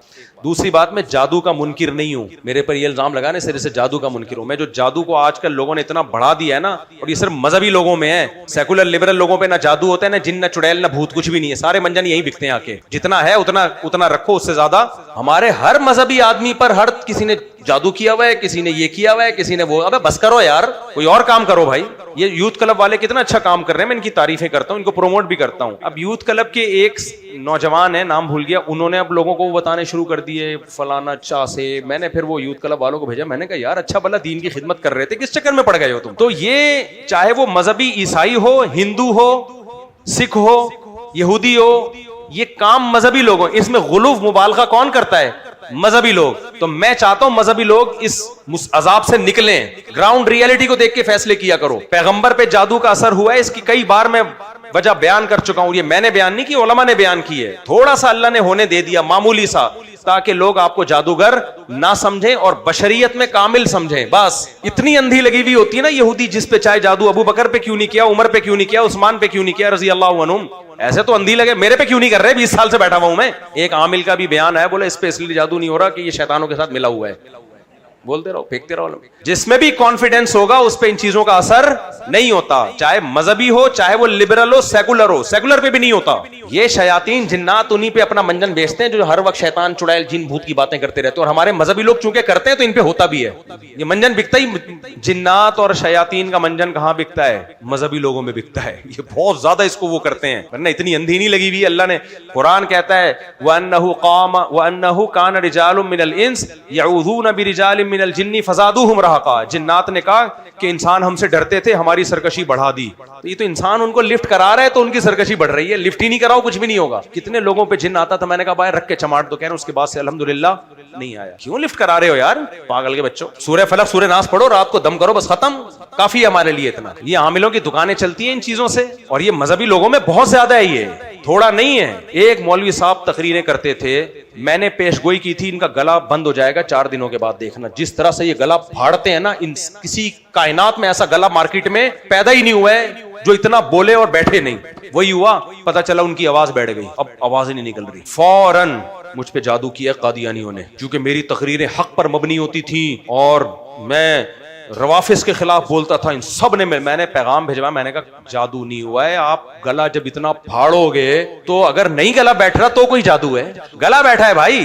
وہ چلے گئے کسی عامل کے پاس علاج کرانے۔ عامل بڑے بغیرت تو ہوتے ہی ہیں، بغیرت کا لفظ، مجھے بغیرت کے لفظ کی توہین لگ رہی ہے، اتنا ہلکی گالی۔ عامل نے کہا کہ آپ علاج بھی جاری رکھیں لیکن آپ پر بڑا خطرناک جادو ہوا ہے، اور یہ پتہ نہیں قادیان سے ڈائریکٹ، میرا خیال ہے کسی قادیانی نے کیا، یا یہ ادھر سے، یہ جو قادیانیوں کا کون سا ربوا، یہاں سے ڈائریکٹ جادو۔ میں اس عامل سے ملا، میں نے کہا اس کی کھوپڑی کام ہی نہیں کر رہی ہے، تو باتیں پاگلوں والی کرتا ہے یہ، اس سے علاج تو ہمیشہ اس سے انسان کرواتے ہے جس کی کھوپڑی کیا ہو، ٹھیک ہو۔ ایک شادی کی کہیں تقریب میں مل گیا میں، اس نے بتایا یہ حضرت جی کا اس نے علاج کیا ہے۔ میں نے کہا اس کو تو خود علاج کی ضرورت ہے، اس کو دماغ ہی کام نہیں کر رہا، اوٹ پٹانگ قسم کی باتیں کر رہا ہے یہ پاگل کا بچہ, داڑھی ٹوپی رکھ کے بیوقوف بنا رہا ہے لوگوں کو. اب ہاتھ نہیں اٹھا سکتے کسی پر, ورنہ چھپڑ میں ہوتا تو کوڑ دیتا اس کو پکڑ کے. میں کہ میرے اوپر کر کے دکھا, تو علاج کیا جی اس نے اور گلا کھل گیا. وہ بھائی میڈیسن سے گلا کھلا ہے, جب ورنہ میرے بھی گلے میں نا میری یہ آواز اوریجنل نہیں ہے. آپ میری 10 سال پرانی آواز سنیں اور اب کی سنیں, بہت فرق. میں نے گلا میں کیمرے سے چیک کروایا ہے, میرے گلے میں بھی سویلنگ ہے. جو آواز کے لنگس ہوتے ہیں اس میں کیا ہے, سویلنگ. مجھے کوئی اچھا خاندانی ENT چاہیے جو میرا گلا ٹھیک کر دے. لیکن وہ کہہ رہے ہیں جب بولو گے تو ہوگا نا, یہ جو بولتے ہیں ان کے ساتھ ایسا ہوتا ہے. اچھا مجھے وہ الرجی بھی ہے, نزلہ گلے میں گرتا ہے اس لیے بھی ہے. اب میں کہوں ایکچولی کیونکہ میں اتنا عاملوں کے خلاف بولتا ہوں نا, ان کم بختوں نے کچھ کیا ہے اس لیے میرا گلا خراب ہے, میں کھل کے گالیاں نہیں دے سکتا ان کو. تقدس. تو فوراً جن چڑا انگریز کا گلا خراب ہوگا جائے گا ENT کے پاس, ENT اسپیشلسٹ کے پاس جائے گا, وہ کیمرے لگا کے چیک کرے گا, ٹریٹمنٹ کرے گا, غرارے کروائے گا, بولے گا کچھ دن گلے کو آرام دے, ٹھیک ہو جائے گا, نکل یہاں سے. ہمارے کسی مولوی کا گلا خراب ہو نا, وہ یہ نہیں بولے گا کہ میں صبح شام گلا پھاڑ رہا ہوں, میں آئس کریمیں کھا رہا ہوں, اور میں ٹھنڈا پانی پی رہا ہوں, اور میں پکوڑے چٹنی میں بھگو کے املی کی چٹنی ہو, تو گلا تو پھر نہیں ہوگا تو کیا ہوگا. وہ کہے گا مجھ پہ کیا ہو رہا ہے, خطرناک قسم کے کیا ہو رہے ہیں, آسیب, چڑیلے, بھوتیں. تو یہ سب, یہ کسی ایک کی بات نہیں کر رہا, ہمارے سب لوگوں میں یہ بیماری ہے, سب لوگوں میں بیماری ہے. اور اس کا نتیجہ اتنا نکلتا ہے کہ عوام بھی, میاں بیوی کی لڑائی ہے, فلاں نے کچھ کیا ہوا ہے, اپنی غلطیوں کو ٹھیک کرنے کی کوشش نہیں کریں گے. ساس بہو کی لڑائی ہے, ساس یہ نہیں دیکھے گی کہ میری بد اخلاقی سے بہو ڈپریشن میں جا رہی ہے, وہ کسی عامل کے پاس لے جائے گی بہو کو. بہو یہ نہیں کہے گی کہ یہ ساس کو میں نے ٹینشن دی ہوئی ہے, نا, وہ کسی عامل, کس نے کیا ہے, فلاں نے کیا ہے, فلیتے پلیتے. یہ کیا گند ہے یار, خدا کے لیے سزا. اللہ کا شکر ہے ہمارے الحمدللہ 19 بچے ہیں, ایک کے گلے میں تعویذ دکھا دو. ایک بچہ سسرال جاتا تھا, وہ سسرال والے گلے میں تعویذ ڈال کے میں ایسے کھینچ کے نکال کے پھینکتا تھا. وہ کہتے تھے نہیں نظر لگے گی. بھائی نظر سے بچنا تو ضروری ہے, اس کے لیے ہمارے نبی نے دعائیں سکھائی ہیں, بس ہمارے لیے وہ کافی ہے. یہ فلیتے پلیتے الحمدللہ ہم نہیں کریں گے. تو اللہ کے شکر ہے آپ نظر نہ لگا دو, بس سب پھل پھول رہے ہیں. میرے سے اونچے قد ہو گئے میرے بچوں کے الحمدللہ. میں کہہ رہا ہوں تھوڑے سے تو نیچے ہو یار, تو بے ادبی ہے, گستاخی ہے, باپ سے بھی اوپر جا رہے ہو کھمبوں کی طرح. تو بدتمیزی کی انتہا ہے نا یار, یہ ہم نے ہی پیدا کیا اور ہمارے باپ بن رہے ہو تم. خیر اللہ نظر بس سے بچائے. نظر برحق ہے, لگتی ہے, میں مانتا ہوں, لیکن بس اتنا کافی ہے انشاءاللہ ماشاءاللہ. اور جو نظر کی دعائیں ہیں وہ پڑھ لینی چاہیے. تو اب کیا ہے, ہم نے نہ کسی کے فلیتے ڈالے, نہ پلیتے ڈالے, نہ تعویذ, نہ گنڈے. اور میرے گھر سے تعویذ نکلتے بھی ہیں نا, کچھ لوگ رکھ کے چلے جاتے ہوں گے, کوئی لفٹ نہیں کراتا. میں یہ نہیں کہتا مجھ پہ جاپان سے کوئی اسپیشل, کیونکہ وہ تعویذ میں ایسے کیڑے مکوڑے ہوتے ہیں, وہ جاپانی ہی سمجھ سکتا ہے, یہ چائنیز والا اٹھا کے ہم نے کچرے میں پھینک دیا. میں نے بھاڑ میں جائے ایسی کی تیسی. تو میں آپ لوگ کو بھی یہی بنانا چاہ رہا ہوں, سمجھ میں آ رہی ہے بات. میں جادو کا منکر نہیں ہوں, لیکن میں چاہتا ہوں آپ کا ایٹیٹیوڈ بھی کیسا ہونا چاہیے. اور وہ جو موسیٰ علیہ السلام کے خلاف جادو کیا تھا, وہ بھی اس لیے اللہ نے ہونے دے دیا تھا کہ ایک مقابلہ ہو نا, ایک مقابلہ ہو. ورنہ جادوگر اس سے پہلے موسیٰ علیہ السلام کا کیوں نہیں بگاڑ لیا انہوں نے کچھ. اتنے ہزاروں جادوگر تھے, وہ دیکھ رہے تھے کہ ہم موسیٰ کو نبی نہیں مانتے, کچھ کر لیتے, کچھ بھی نہیں کیا انہوں نے. ایک اللہ نے مقابلہ کروایا ہے. اور یخیل الیہ من سحرہم انہا تسعی, وہ بھی قرآن کہتا ہے لاٹھیاں پھینکی ہیں, سانپ بنی نہیں ہے. مسمرزم کیا ہے, ایسا لگ رہا تھا جیسے سانپ ہیں, لگ رہا تھا, حقیقت میں کچھ بھی نہیں تھا, ڈرامہ تھا, ڈرامہ لگ رہا تھا, جس کو جو موسیٰ علیہ السلام کو بھی لگنے لگا. اور جب موسیٰ نے لاٹھی پھینکی ہے تو قرآن یہ کہہ رہا ہے وہ سانپ بن گئی تھی, وہ لگ نہیں رہا تھا. یہ فرق ہے جادو میں اور معجزے میں. تبھی تو جادوگر فوراً سردے میں گر گئے, بھائی یہ تو لگ نہیں رہی ہے, تو حقیقت میں سانپ بن گئی ہے. یہ مسمرزم ہوتا ہے, ان کے کم بختوں کے وہ ہوتے ہیں, اٹھ پٹانگ حرکتیں کر رہے ہوتے ہیں. اس لیے جادوگر کو کبھی لفٹ نہیں کراؤ اور نہ ان چیزوں سے زیادہ ڈرو. تو بہرحال مفتی عبدالواحد قریشی کے خلاف میرا مقصد نہیں تھا کلپ بنانا, میں نے بات کی ہے, وہ کسی نے اٹھا کے کم بخت تو نہیں کہنا چاہیے, ہمارا ہی بھانجا ہے اپنا, وہ اس نے چلا دیا بغیر ایڈٹ کر کے. تو اب اگر میں نے کم بخت کہہ دیا نا, تو وہ تو اور بہت چیزیں بھی نہ چلانا شروع کر دینا, تو وہ اس نے چلا دیا. تو ایک کلیئرٹی تو یہ ضروری ہے, سمجھ میں آ گئی بات.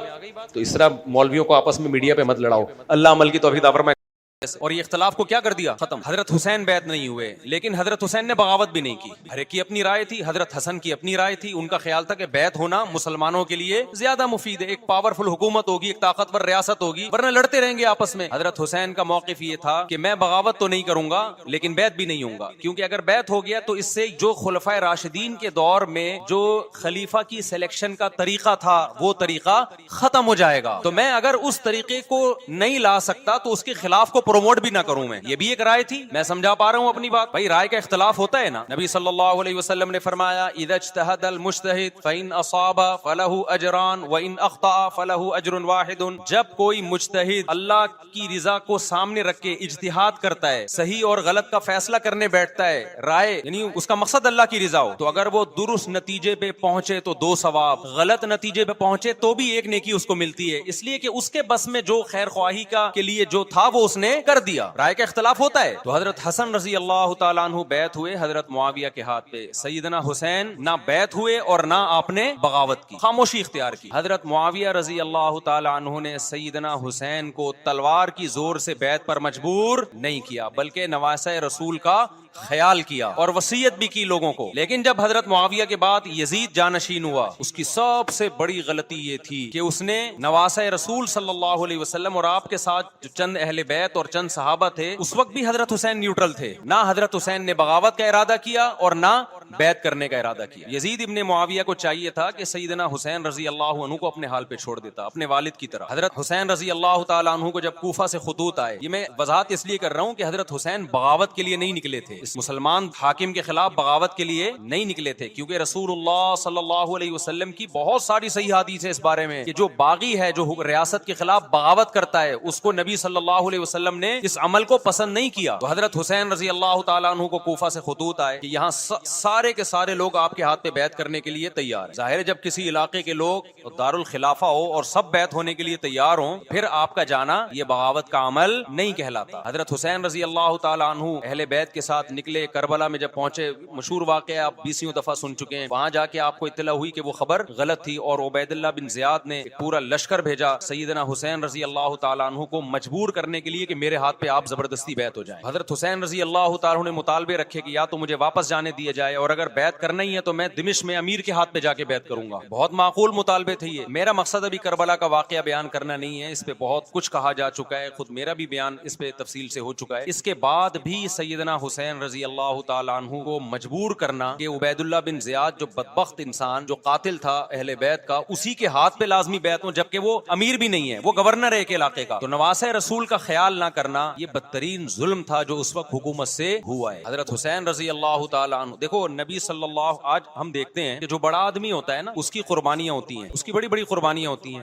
چھوٹے اپنے بڑوں کی قربانیوں کو کیش کراتے ہیں. آپ نے دیکھا ہوگا فلاں نے بڑی قربانیاں دی اور بچے موج کر رہے ہیں, دیکھا نا آپ نے. لیکن اللہ تعالیٰ نے رسول اللہ صلی اللہ علیہ وسلم کے نسب کو اس سے محفوظ کیا. ہمارے نبی کے دو بیٹے حسن حسین, آپ کی نسل حضرت فاطمہ سے چلی ہے, دونوں شہید ہوئے ہیں. اس میں بہت بڑی حکمت تھی کہ پیغمبر صلی اللہ علیہ وسلم نے سب سے پہلے تربیت اپنے گھر والوں کی ہے. آج لوگ باہر فنٹر بنے ہوئے ہوتے ہیں, تبلیغیں کر رہے ہوتے ہیں, اپنے گھر کی ان کو پرواہ نہیں ہوتی. نبی صلی اللہ علیہ وسلم نے سب سے پہلے جو تربیت کی ہے, کس کی ہے؟ حضرت حسن اور حسین کی ہے. تو جب کربلا میں آپ کو چاروں طرف سے گھیر لیا گیا اور آپ کو مجبور کیا گیا کہ آپ نے ابن زیاد کے ہاتھ پہ بیعت کرنا ہے, تو آپ نے اس ذلت کو گلے لگانے سے انکار کر دیا. آپ کو 100% یقین تھا کہ اتنے بڑے لشکر کے سامنے میں ٹھہر نہیں سکتا, اسباب کی دنیا میں فتح کی امید نہیں ہے. لیکن حضرت حسین رضی اللہ تعالی عنہ نے لڑنے کا فیصلہ کر کے اور شہادت کو قبول کرنے کا فیصلہ کر کے ابن زیاد اور اس زمانے کے حکمران جو اس قتل پہ راضی تھے, قیامت تک کے لیے ان پہ لعنت کے سلسلے کا دروازہ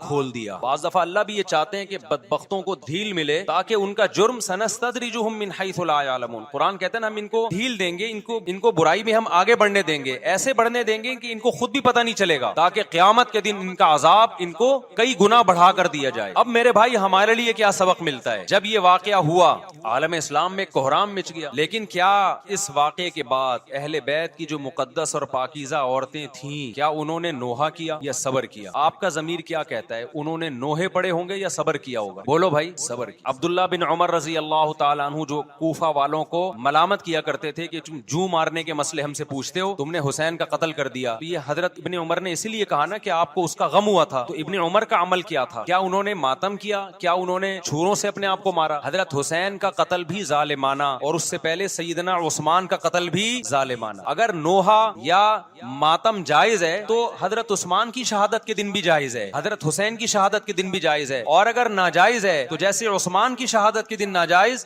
حسین کی شہادت کے دن بھی ناجائز ہے. سمجھ میں آ رہی ہے بات کہ نہیں آ رہی ہے؟ قرآن کیا کہتا ہے ایسے مواقع کے بارے میں؟ دل کا امت قد خلت لہا ما کسبت ولکم ما کسبتم. قرآن جب بھی پرانی امتوں کے واقعات بتاتا ہے, قرآن کہتا ہے یہ ایک قوم تھی جو گزر گئی, انہوں نے جو کیا اس کا بدلہ ان کو ملے گا, تم جو کرو گے اس کا بدلہ تمہیں ملے گا. تو ہمیں اللہ نے اس واقعے میں بھی بتا دیا کہ سیدنا حسین کا واقعہ, کربلا کا واقعہ جب سنا کرو تو یہ سوچا کرو یہ قوم تھی جو گزر گئی. جس نے اچھا کیا، حسین ابن علی نے اچھا کیا، ان کو اس اچھائی کا بدلہ ملے گا. اور جو حضرت حسین کے قتل کے ہاتھوں، قتل کے حضرت سیدنا حسین کے مبارک خون سے جن کے ہاتھ آلودہ ہوئے، کیونکہ قتل کیا نا انہوں نے، تو لہا ما کسبت، ان کو اس ظلم کا بدلہ بھی ملے گا. تو ہمارا کام کیا ہے؟ ہم نے فالو کرنا ہے حسین کے راستے کو، نہ کہ حسین کے نام پہ ہم نے ماتم کرنے ہیں. حسین کا راستہ کیا ہے جس کو ہم نے فالو کرنا ہے؟ اب میں چند چیزیں آپ کو بتاتا ہوں. سب سے پہلا سبق جو ہمیں کربلا میں ملتا ہے کہ عزت اور دین ایک طرف دنیا ہے. دیکھو اگر حضرت حسین رضی اللہ تعالیٰ عنہ ابن زیاد کے ہاتھ پہ جا کے بیعت ہو جاتے، آپ کیا سمجھتے ہو بے تحاشا مال و دولت حضرت حسین پہ خرچ نہیں کرتا کیا؟ وہ جب ایک بڑا آدمی کسی کے ہاتھ پہ بیعت ہوتا ہے تو اس کو بھی تو فائدہ ہوتا ہے نا اس سے. اور کیا حضرت حسین کو یقین نہیں تھا کہ کربلا میں شہید ہو جاؤں گا؟ فتح اور نصرت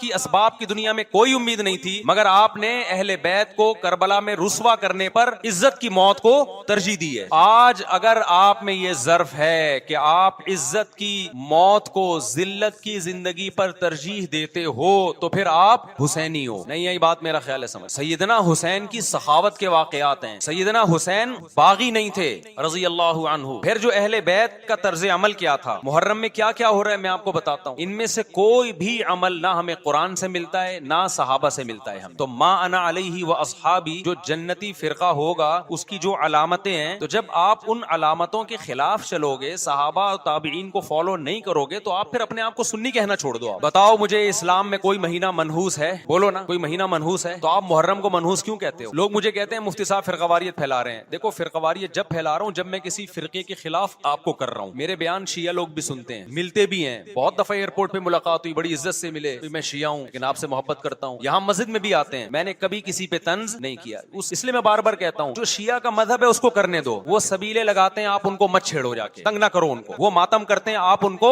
مت چھیڑو. وہ نوحے کرتے ہیں، وہ نوحے پڑھتے ہیں، آپ ان کو مت چھیڑو. لیکن آپ اپنی پوزیشن واضح کرو کہ آپ شیعہ ہو یا آپ سنی ہو. آپ تو ایک طرف ہو جاؤ نا. محرم میں اگر آپ مرثیے لگا کے گھوم رہے ہو گاڑیوں میں، اٹ مینز آپ سنی نہیں ہو. آپ نبی صلی اللہ علیہ وسلم کی حدیث ہے ہمارے پاس، ہم اہل سنت والجماعت ہیں، ہم سنت کو فالو کرتے ہیں. تو سنت کیا کہتی ہے؟ میتوں پہ گریبان چاک کرنا، میتوں پہ چیخ و پکار کر کے رونا. آپ نے فرمایا لیس منا، وہ ہم میں سے نہیں ہے. اور اس عمل پہ آپ صلی اللہ علیہ وسلم نے لعنت فرمائی ہے. لوگ کہتے ہیں حسین کی یاد میں رونا نبی کی سنت ہے. نبی صلی اللہ علیہ وسلم کو جب جبریل نے بتایا کہ حسین شہید ہوں گے، آپ روئے، اس لیے کہ اس وقت آپ کو یہ خبر ملی تھی. لیکن کیا ہر محرم میں آپ نے رونے کا پروگرام کیا ہے یا صحابہ کو بیٹھ کے باقاعدہ رلایا ہے آپ نے؟ کیا ہو گیا بھائی؟ آپ کو بھی جب کربلا کا واقعہ کی خبر ملی آپ کی آنکھوں میں آنسو آ جائے، یہ نیچرل ہے، یہ حسین سے محبت کی علامت. لیکن ہر محرم میں باقاعدہ بٹھا کے رونے کا پروگرام کرنا یہ حسین سے محبت کی علامت نہیں ہے، بلکہ شریعت میں ناجائز ہے یہ غموں کو بڑھانا. یہ کہاں سے جائز ہو گیا؟ حضرت عثمان بھی تو شہید ہوئے تھے، نبی صلی اللہ علیہ وسلم کے داماد تھے. ان کی یاد میں آپ رونے کو سنت کیوں نہیں کہتے؟ ہماری نظر میں حسین کا قتل بھی بہت بڑا ظلم اور سیدنا عثمان کا قتل بھی بہت بڑا ظلم تھا. دونوں مظلوم تھے، دونوں مظلوم شہید تھے. ہمیں دونوں کی شہادت پہ غم ہے، لیکن اب اس غم کو مناتے نہیں ہیں. اسلام میں غم منانا سنت نہیں ہے. دیکھو جعفر طیار رضی اللہ عنہ، نبی کے چچا زاد بھائی، اہل بیت، جب آپ صلی اللہ علیہ وسلم نے ان کو لڑائی کے لیے میدان جنگ میں بھیجا، رومیوں سے لڑائی تھی. حضرت جعفر طیار کی 4 بیویاں تھیں. جب نبی صلی اللہ علیہ وسلم مسجد نبی میں بیٹھے، آپ کو فرشتوں نے اطلاع دی کہ جعفر طیار شہید ہو گئے. آپ صلی اللہ علیہ وسلم کی آنکھوں سے آنسو. یہ آنسو اس وقت نکلے جب عین شہادت کی اطلاع ملی ہے. اس وقت آنسوؤں کا نکلنا محبت کی علامت ہے. آپ نے صحابی رسول کو بھیجا کہ جاؤ آپ کی زوجات کو، بیویوں کو جا کے خبر دو کہ جعفر طیار شہید ہو گئے. کیا قربانی تھی صحابہ کی. آپ ایسے جوان تھے جعفر طیار، خوبصورت جوان. غزوہ بدر میں جب مشرکین مکہ نے یہ نعرہ لگایا کہ حل میں مبارز، 3 سردار آئے، انہوں نے کہا پہلے تمہارے اندر سے 3 بہادر آئے ہم سے لڑیں. دیکھو عربوں میں یہ ہوتا تھا کہ جب جنگ کے لیے 2 فوجیں آمنے سامنے کھڑی ہوتی تھیں تو پہلے دونوں طرف کے بہادر ترین لوگوں کی لڑائیاں ہوتی تھیں کہ جب تک دونوں میں سے ایک قتل نہیں ہوگا لڑائی شروع نہیں ہوگی. تو آپ کو پتا ہے کہ اس میں بہادر ترین لوگ نکلیں گے نا جو لڑنا جانتے ہوں. مشرکین مکہ کی طرف سے 3 یا 4 بڑے بڑے سردار آئے لڑائی سے پہلے، بدر میں لڑائی سے پہلے. انہوں نے نعرہ لگایا حل میں مبارز، کوئی ہے تم میں جو پہلے ہم سے لڑے. یعنی ادھر سے ہم 3 ہیں تو ادھر سے بھی کتنے چاہیے؟ 3 بندے. ادھر سے انصار صحابہ آئے. مشرکین مکہ نے کہا لیسو بی اکفائنا، یہ ہمارے جوڑ کے نہیں ہیں، قریشی ہاشمی چاہیے، ہمیں ہمارے نسب کے لوگ ہونے چاہیے. تو ادھر سے نبی صلی اللہ علیہ وسلم نے حضرت علی کو بھیجا اور حضرت جعفر طیار کو بھیجا. بھیجا. جن صحابہ کو بھیجا ان میں حضرت جعفر طیار بھی تھے. حضرت جعفر طیار رضی اللہ تعالیٰ عنہ اور سیدنا علی مقابلے میں غالب آ گئے. خوبصورت صحابی. نجاشی کے سامنے آپ نے تقریر کی ہے, ہجرت کی ہے نا جب حبشہ کی طرف, تو نجاشی نے پوچھا جعفر طیار سے کہ تمہارے پیغمبر جو کلام لے کر آئے ہیں وہ سناؤ. حضرت جعفر طیار رضی اللہ تعالیٰ عنہ نے سورہ مریم پڑھنا شروع کر دی. کاف ہا یا عین صاد ذکر رحمت ربک عبدہ زکریا اذ نادى ربه نداء خفيا قال رب إني وهن العظم مني واشتعل الرأس الشيبا ولم أكن بدعائك رب شقيا وإني خفت الموالي من ورائي وكانت امرأتي عاقرا فهب لي من لدنك وليا. ایسی حضرت مریم اور عیسیٰ ابن مریم کی سیرت کو سورہ مریم میں بیان کیا حضرت جعفر طیار نے کہ نجاشی روتے روتے اس کی داڑھی تر, اور جتنے پادری بیٹھے تھے سب کی داڑیاں تر ہو گئی روتے روتے. تو یہ تقریر جو نجاشی کے اسلام کا سبب بنے, بادشاہ کو مسلمان کرنے والے کون تھے؟ حضرت جعفر طیار. اور آپ کے چھوٹے چھوٹے بچے, 4 جوان بیویاں ہوں, چھوٹے چھوٹے بچے ہوں, اور ایسے میں میدان جنگ میں لڑتے ہوئے شہید ہو جائیں تو پیغمبر اور صحابہ پہ کیا قیامت ٹوٹی ہوگی. لیکن ہمارے نبی صلی اللہ علیہ وسلم کی آنکھوں سے کیا تھے؟ صرف آنسو موتی کی طرح ٹپک رہے تھے. اور آپ صحابہ کو اطلاع دے رہے تھے کہ جعفر طیار شہید ہو گئے اور جاؤ ان کے گھر والوں کو بتا کے آ جاؤ. کتنی بڑی قربانی ہے یا نہیں ہے؟ جب خبر دینے والا آپ کی ازواج کو بتا کے آیا کہ جعفر طیار شہید ہو گئے تو آپ کے گھروں سے خواتین کے رونے کی آوازیں آئیں. آپ صلی اللہ علیہ وسلم نے فرمایا ان سے بولو کہ اپنی آواز کو پست کرو. پھر چیخو پکار کی آواز آئی تو آپ نے فرمایا کہ اگر دوبارہ چیخو پکار کی آواز آئے تو ان کے منہ پہ خاک پھینک دو. وہ شہید کی بیوہ تھیں, اور شہید بھی کتنے مقدس, ان کو بھی نبی صلی اللہ علیہ وسلم نے نوحہ کرنے کی اجازت نہیں دی. اس دن جس دن غم پہنچا ہے اس دن بھی چیخو پکار کی اجازت نہیں دی ہے. تو آپ بتاؤ اگلے سال اس تاریخ کو چیخو پکار کی کیسے اجازت مل جاتی؟ نہیں آئی میرا خیال ہے بات سمجھ میں. جب غم پہنچا ہے اس وقت چیخنے چلانے کی اجازت نہیں ہے. چھوٹے چھوٹے یتیم بچے حضرت جعفر طیار کے, چھوٹے چھوٹے یتیم بچے, کتنا غم ہوتا ہے جب چھوٹے چھوٹے بچے, ان کا باپ دنیا سے چلا جائے, کتنا ترس آتا ہے ان کے اوپر. تو ہمارے نبی کو بھی ان یتیم بچوں پہ بھی ترس آیا, ان بیواؤں پہ بھی ترس آیا, لیکن نہ نبی صلی اللہ علیہ وسلم چیخو پکار کر کے خود روئے اور نہ آپ نے ان کی ازواج کو رونے کی اجازت دی ہے. سمجھ میں نہیں آ رہی میرا خیال ہے بات. میرا مقصد شیعوں پہ طنز کرنا نہیں ہے, ان کا جو مذہب ہے ان کو اس پہ چلنے دو. میرا مقصد ہے آپ اپنی پوزیشن واضح کرو کہ آپ ادھر ہو یا ادھر ہو. کسی کو تنگ مت کرو, نہ کسی پہ فتوے لگاؤ کفر اسلام کے, نہ کسی کو جہنمی قرار دو. اپنی پوزیشن آپ فیصلہ کرو کہ آپ اگر ادھر جانا ہے تو پورے ادھر چلے جاؤ. پھر آدھا تیتر آدھا بٹیر والا معاملہ مت کرو. وہ ان کا مذہب ہے بھائی, ان کے علماء ان کو بتاتے ہیں کہ محرم میں کالے کپڑے پہننے ہیں, محرم میں ماتم کرنا ہے, محرم میں کو منحوس سمجھنا ہے, اس میں شادی بیانی کرنا. ان کے علماء ان کو بتاتے ہیں, ان کو چلنے دو اس پر. دنیا میں بہت سے فرقے ہیں, بہت سے مذہب ہیں, ہم کسی کو نہ ختم کر سکتے ہیں نہ کسی کے خلاف نفرت پیدا کر سکتے ہیں. اس سے کوئی چیز حاصل نہیں ہوگی. کسی سے نفرت کرنے کی ضرورت نہیں, کسی پہ فتوے لگانے کی ضرورت نہیں, لیکن آپ کو اپنی پوزیشن واضح کرنی پڑے گی کہ میں کہاں کھڑا ہوا ہوں. اگر آپ سنی ہو تو پھر اہل سنت والجماعت صحابہ تابعین کو فالو کرتے ہیں, حدیث کو فالو کرتے ہیں, اور حدیث میں ہمیں ماتم کرنا, نوحہ کرنا, گریبان چاک کرنا اس کی پرمیشن نہیں ہے, بلکہ اس سے روکا گیا ہے. اس عمل کو حرام اور ناجائز قرار دیا گیا ہے. بات آ رہی ہے سمجھ میں؟ باقی جو شیعہ حضرات کرتے ہیں, ہمارے دوست ہیں شیعہ, میں مذاق میں نہیں کہہ رہا, ملتے ہیں ہم سے, میں کبھی ان سے مذہب کے ٹاپک پہ بات نہیں کرتا, نہ ان کو کبھی چھیڑتا ہوں کہ آپ یہ کیوں کر رہے ہو, یہ کیوں نہیں کر رہے. بھائی اس کا مذہب ہے, وہ اس کا فرقہ ہے, جو کرنے دو اس کو. ہم نہیں کرتے کیونکہ ہم اہل سنت والجماعت میں. سمجھ میں آ رہی ہے بات کہ نہیں آ رہی؟ پھر ربیع الاول کا مہینہ آئے گا, اس میں بھی آپ اپنی پوزیشن واضح کرو کہ آپ ادھر ہو یا ادھر ہو. 2 فرقے ہیں, دیوبندی بریلوی. میں نہیں کہہ رہا کہ کون جنتی کون جہنمی, لیکن بر صغیر میں جن کو دیوبندی کہا جاتا ہے وہ نظر و نیاز تیجے 40 میں کے قائل بولو نہیں. ان کی کتابوں میں لکھا ہوا ہے, وہ اس کے قائل نہیں. اگر کوئی بزرگ ان میں قائل گزرا بھی ہے تو وہ اس کا ذاتی تفرد ہے, اس کو علماء نے فالو نہیں کیا, اس کو ان کی اجتہادی غلطی قرار دیا. ربیع الاول میں جلوس نکالنا یا مزار بنانا یا مزاروں پہ جانا اس نیت سے کہ وہاں جا کے ہم کوئی قوالی پڑھیں گے یا کچھ بھی, ہمارے ہاں قبرستان جانا صرف اس لیے ہے کہ آخرت کی یاد تازہ ہو, بس. اس کے علاوہ اور کوئی کانسیپٹ نہیں ہے. ہمارے ہاں قبر 1 بالش سے زیادہ اونچی بنانا جائز بولو نا نہیں ہے, قبر پکی کرنا جائز نہیں ہے, تیجے 40 میں کرنا جائز بولو نہیں. آج ایک صاحب آئے, کہنے لگے میری ساس کا 40واں ہے, فجر میں کہنے لگے مجھے, کہہ رہے میں نہیں گیا تو بڑا مسئلہ ہو جائے گا. میں نے کہا بھائی ایک فیصلہ کرو, گرین چینل یا وائٹ چینل, ایک طرف ہو جاؤ بھائی, کیونکہ وائٹ چینل میں یہ جائز نہیں ہے, نہ 40واں ہے نہ تیجا ہے. اب لوگ مذاق اڑاتے ہیں مر گیا مردود نہ فاتحہ نہ درود, بھائی کچھ بھی کہتے رہو, تو پھر پورے ادھر کو ہو جاؤ, یا تو پورے وائٹ ہو جاؤ یا پورے کیا ہو جاؤ, پورے گرین ہو جاؤ. پھر تیجا بھی کرو, 40واں بھی کرو, برسی بھی کرو, اور پھر اس کے بعد جھنڈے بھی لگاؤ ہرے رنگ کے. میں نہیں کہہ رہا دیوبندی صحیح ہے یا بریلوی صحیح ہے, دیکھو میں یہ بحث نہیں کر رہا, میری بات کو غلط نہ لے کے جانا. میں کہہ رہا ہوں آپ اپنی پوزیشن واضح کرو, صحیح غلط تو اگلا مرحلہ ہے. آپ کیا ہو, آپ کو تو یہی نہیں پتا چل رہا, آپ रबीउल अव्वल में हरे झंडे लेके घूम रहे हो, रमजान में आप व्हाइट चैनल बने हुए हो, मुहर्रम में आप ब्लैक चैनल बने हुए हो, तो पता ही नहीं चल रहा तो है क्या भाई? जब 73 फिरकों में एक जन्नती है तो एक को फॉलो करो ना, जिसको जन्नती समझते हो। अगर आप समझते हो कि ब्लैक चैनल या शिया फिरका जन्नती है तो पूरे शिया हो जाओ भाई। अगर आप समझते हो बरेलवी फिरका जन्नती है तो पूरे बरेलवी हो जाओ। तो जिसको समझते हो वो बन जाओ, लेकिन पूरे बनो, अधूरे मत बनो, आधा आधा ना लो। बात समझ में आ रही है? मैं फिर बता रहा हूं ना, मैं किसी को जन्नती कह रहा हूं ना जहन्नमी। मैं ये नहीं कह रहा देवबंदी जन्नत में जाएंगे या बरेलवी जाएंगे या शिया जाएंगे, ये तो अल्लाह फैसला करेगा। हम तो वो करेंगे जो हमारी खोपड़ी में आ रहा है। हमारी खोपड़ी में ये आ रहा है कि जिसको भी करो तो एक को करो पूरा, ताकि एक तरफ हो जाओ। आधे तीतर आधे बटेर मत बनो आप, और दूसरे को छेड़ो भी नहीं, छेड़ने की भी जरूरत नहीं है। कोई जो कर रहा है भाई उसका मजहब है। देखो हिंदू मंदिर में जाता है ना, हमारी राय के मुताबिक सही कर रहा है, गलत कर रहा है, गलत कर रहा है, लेकिन हम छेड़ते हैं क्या? इस्लाम ने इजाजत दी उसको छेड़ने की? ये हिंदू जा रहा है उसको पकड़ के ला क्यों जा रहा है भाई? इस्लाम बोला है भाई लकुम दीनुकुम वलिय दीन, तुम्हारे लिए तुम्हारा दीन, हमारे लिए हमारा दीन। ला इकराह फिद्दीन, दीन में जबरदस्ती नहीं है। जो कर रहा है उसको करने दो। तभी इस्लामी तारीख में कोई एक मंदिर भी हमारे इल्म में नहीं है कि उसमें हिंदुओं पे पाबंदी लगी हो कि मंदिर नहीं जा सकते। जब तक इस्लामी हुकूमतें रही हैं, हिंदुस्तान में 1000 साल मुसलमानों ने हुकूमत की है। अगर हिंदुओं को मंदिर जाने से रोक देते तो आज ये मंदिर खत्म होते। इस्लामी हुकूमत जब खत्म हुई है तो भी मंदिर, लाखों की तादाद में मंदिर थे। इस्लाम मस्जिद जाने का हुक्म देता है, ये चर्च जाने का। बोलो, मस्जिद चर्च जाने को गलत समझता है क्योंकि वहाँ गैरुल्लाह की, ईसा इब्ने मरियम की इबादत हो रही है। लेकिन क्या इस्लाम आपको परमिशन देता है कि कोई ईसाई चर्च जा रहा हो तो आप उसको रोको कि तू यू यार है मस्जिद में आ? इजाजत देता है? या इस्लाम ये कहता है कि उससे बदतमीजी शुरू कर दो आप? बोलो क्या हो गया? आपको सबक याद करा रहा हूं मैं, बदतमीजी शुरू कर दो। या इस्लाम ये इजाजत देता है कि उससे अच्छा सलूक ना करो? कतई इजाजत नहीं, बल्कि कुरान तो कह रहे हैं इन्नल्लाह युहिब्बुल मुक़सितीन, जो गैर मुस्लिम तुमसे लड़ नहीं रहे मैदान जंग में, उनसे तुम्हें अच्छा सलूक करना पड़ेगा, क्योंकि अल्लाह अच्छा सलूक करने वालों को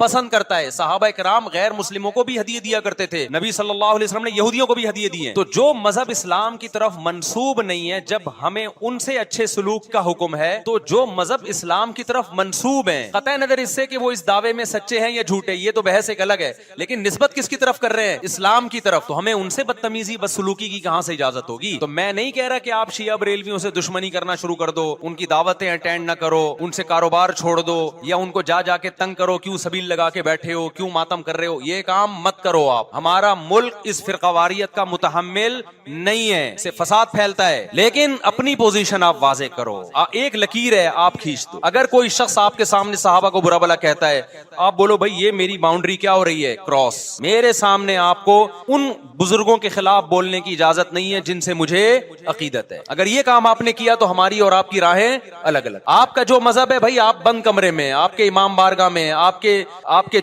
मस्जिदों में, या जहां भी है वो आपका निजी मामला है। हमारे सामने आपने कोई ऐसी बात नहीं करनी जो हमारे अकीदे के खिलाफ हो, तो आपस में दोस्ती रहेगी। अब देखो ईसाई आपसे मिलता है, आप गपशप करते हो, खाना खाते हो, लेकिन ईसाई बार बार बोले मैं आपके नबी को नहीं मानता, मैं आपका नबी, आप बोलोगे भाई तू नहीं मानता तो हमने कब कहा कि मान तू, लेकिन मेरे सामने बार बार क्यों कह रहे कि मैं तेरे नबी को नहीं मानता? यहां से आपकी उसकी दोस्ती क्या हो जाएगी? फिर खत्म। तो गैर मुस्लिमों के भी दो किस्में, किसी भी मसलक के लोगों से मिलो, किसी भी फिरके के लोगों से मिलो, कोई झगड़ा नहीं, कोई बहस नहीं, एक दूसरे को खाना भी है, एक दूसरे को खिलाना भी है, एक दूसरे से खाना भी है, एक दूसरे की दावतों में भी शिरकत करनी है। जहां मजहब का मामला आए तो फिर आप किसी से बहस ना खुद करो ना किसी को करने की इजाजत दो। अगर कोई कुछ सीखना चाहता है तो आप बोलो भाई उलमा के पास आ जाओ, आपको कोई इश्काल है तो हम वहां आपका इश्काल हल कर देंगे। इससे आगे बढ़ने की कोशिश बोलो मत करो, इससे मुल्क में अमन होगा। बाकी फिरके हमेशा से हैं भाई, आज कोई नए थोड़ी हैं, और ये हमारा काम थोड़ी है फिरके खत्म करना। ये तो ईसा इब्ने मरियम जब नाजिल होंगे, हजरत मेहदी आएंगे, वो तलवार की ताकत से खत्म करेंगे, उनके पास ये अथॉरिटी होगी कि वो फिरकों को खत्म करें। आपने ये करना है कि दूसरे के मसलक को छेड़ना नहीं है और अपना छोड़ना नहीं है। मसला आपके साथ ये हो रहा है कि दूसरे को छेड़ भी रहे हो और अपना छोड़ भी रहे हो, दोनों उल्टे काम कर रहे हो। एक तरफ बहस कर रहे होते तुम ऐसे, और दूसरी तरफ वही बने हुए होते थोड़े दिनों में जाके। हाँ वो बता रहा हूँ, वो नजर न्याज वाली नहीं, वो सबको पता है। ऐसी दावत ना हो जिसमें बिदअत की ताईद हो। तो आप जो कर रहे हो ना, वो ये कर रहे हो दूसरे को छेड़ भी रहे हो, जिससे मुल्क में बदअमनी फैल रही है। तकरीरें सुनो, शिया ऐसे, बरेलवी ऐसे, देवबंदी ऐसे, अहलेदीस ऐसे, तकरीरों से क्या फैल रही है?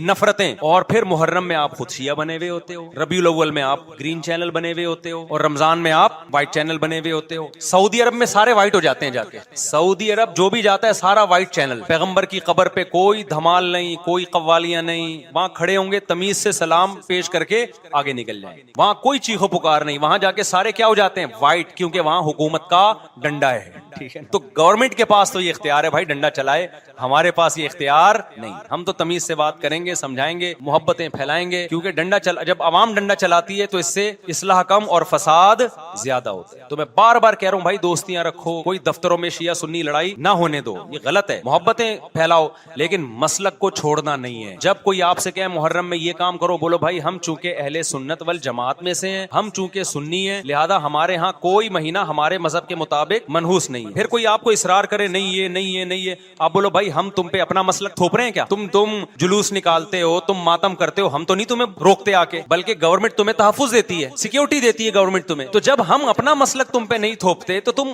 اپنا مسلک ہم پہ کیوں تھوپ رہے ہو بھائی؟ تو ہم محرم میں بھی شادی کریں گے, ربیع الاول میں بھی کریں گے, سفر میں بھی کریں گے, رمضان میں بھی کریں گے. ہم نے تو 4 کرنی ہے. ہم مہینوں کے حساب سے شروع کر دیں تو پھر ہمارے تو بڑے مسئلے ہو جائیں گے بھائی. سمجھ میں آ رہی ہے بات کہ نہیں آ رہی؟ حضرت جعفر طیار اہل بیت میں سے تھے, کتنی زوجات تھیں؟ 4 تھیں. حضرت علی کی کتنی تھیں ایک وقت میں؟ حضرت فاطمہ کے دنیا سے جانے کے بعد 4 تھیں. یہ بھی ہے سنت میں. نکاح کو فروغ دو, یہ اہل بیت کا طریقہ ہے تاکہ سوسائٹی میں زنا کم ہو, بیوہ طلاق یافتہ عورتوں کو ٹھکانہ ملے. خیر, تو اب میں بات سمیٹ کے ختم کر رہا ہوں. لوگ کہتے ہیں محرم میں ہم نکاح کیوں کریں بھائی؟ فرض واجب تو نہیں ہے نا, چلو حرام نہیں ہے لیکن فرض بھی تو نہیں ہے نا. لوگ یہ بھی کہتے ہیں. دیکھو, جب قرآن نے کسی چیز کو حلال قرار دیا ہو نا, تو قرآن اس کو پسند نہیں کرتا کہ آپ عملاً اس کو حرام کر دو. دیکھو مشرکین مکہ کیا کرتے تھے, بتوں کے نام پہ جانور چھوڑتے تھے, پھر ان کا گوشت نہیں کھاتے تھے. اللہ نے فرمایا کہ تم نے خدا کی حلال کردہ چیز کو کیسے حرام کر دیا تم نے؟ نبی صلی اللہ علیہ وسلم نے قسم اٹھائی میں شہد نہیں کھاؤں گا. آپ نے فرمایا لما تحرم ما احل اللہ لک, اے نبی جو چیز اللہ نے آپ کے لیے حلال کر دی آپ کیسے اپنے اوپر حرام کر رہے ہیں؟ اس سے پتہ چلتا ہے کہ اگر آپ محرم میں نکاح کرنا چاہتے ہیں لیکن آپ یہ سوچ کے ڈیلے کر دیتے ہیں کہ بھائی اس مہینے میں لوگ نکاح کو برا سمجھتے ہیں, تو یہ ڈیلے کرنا آپ کے لیے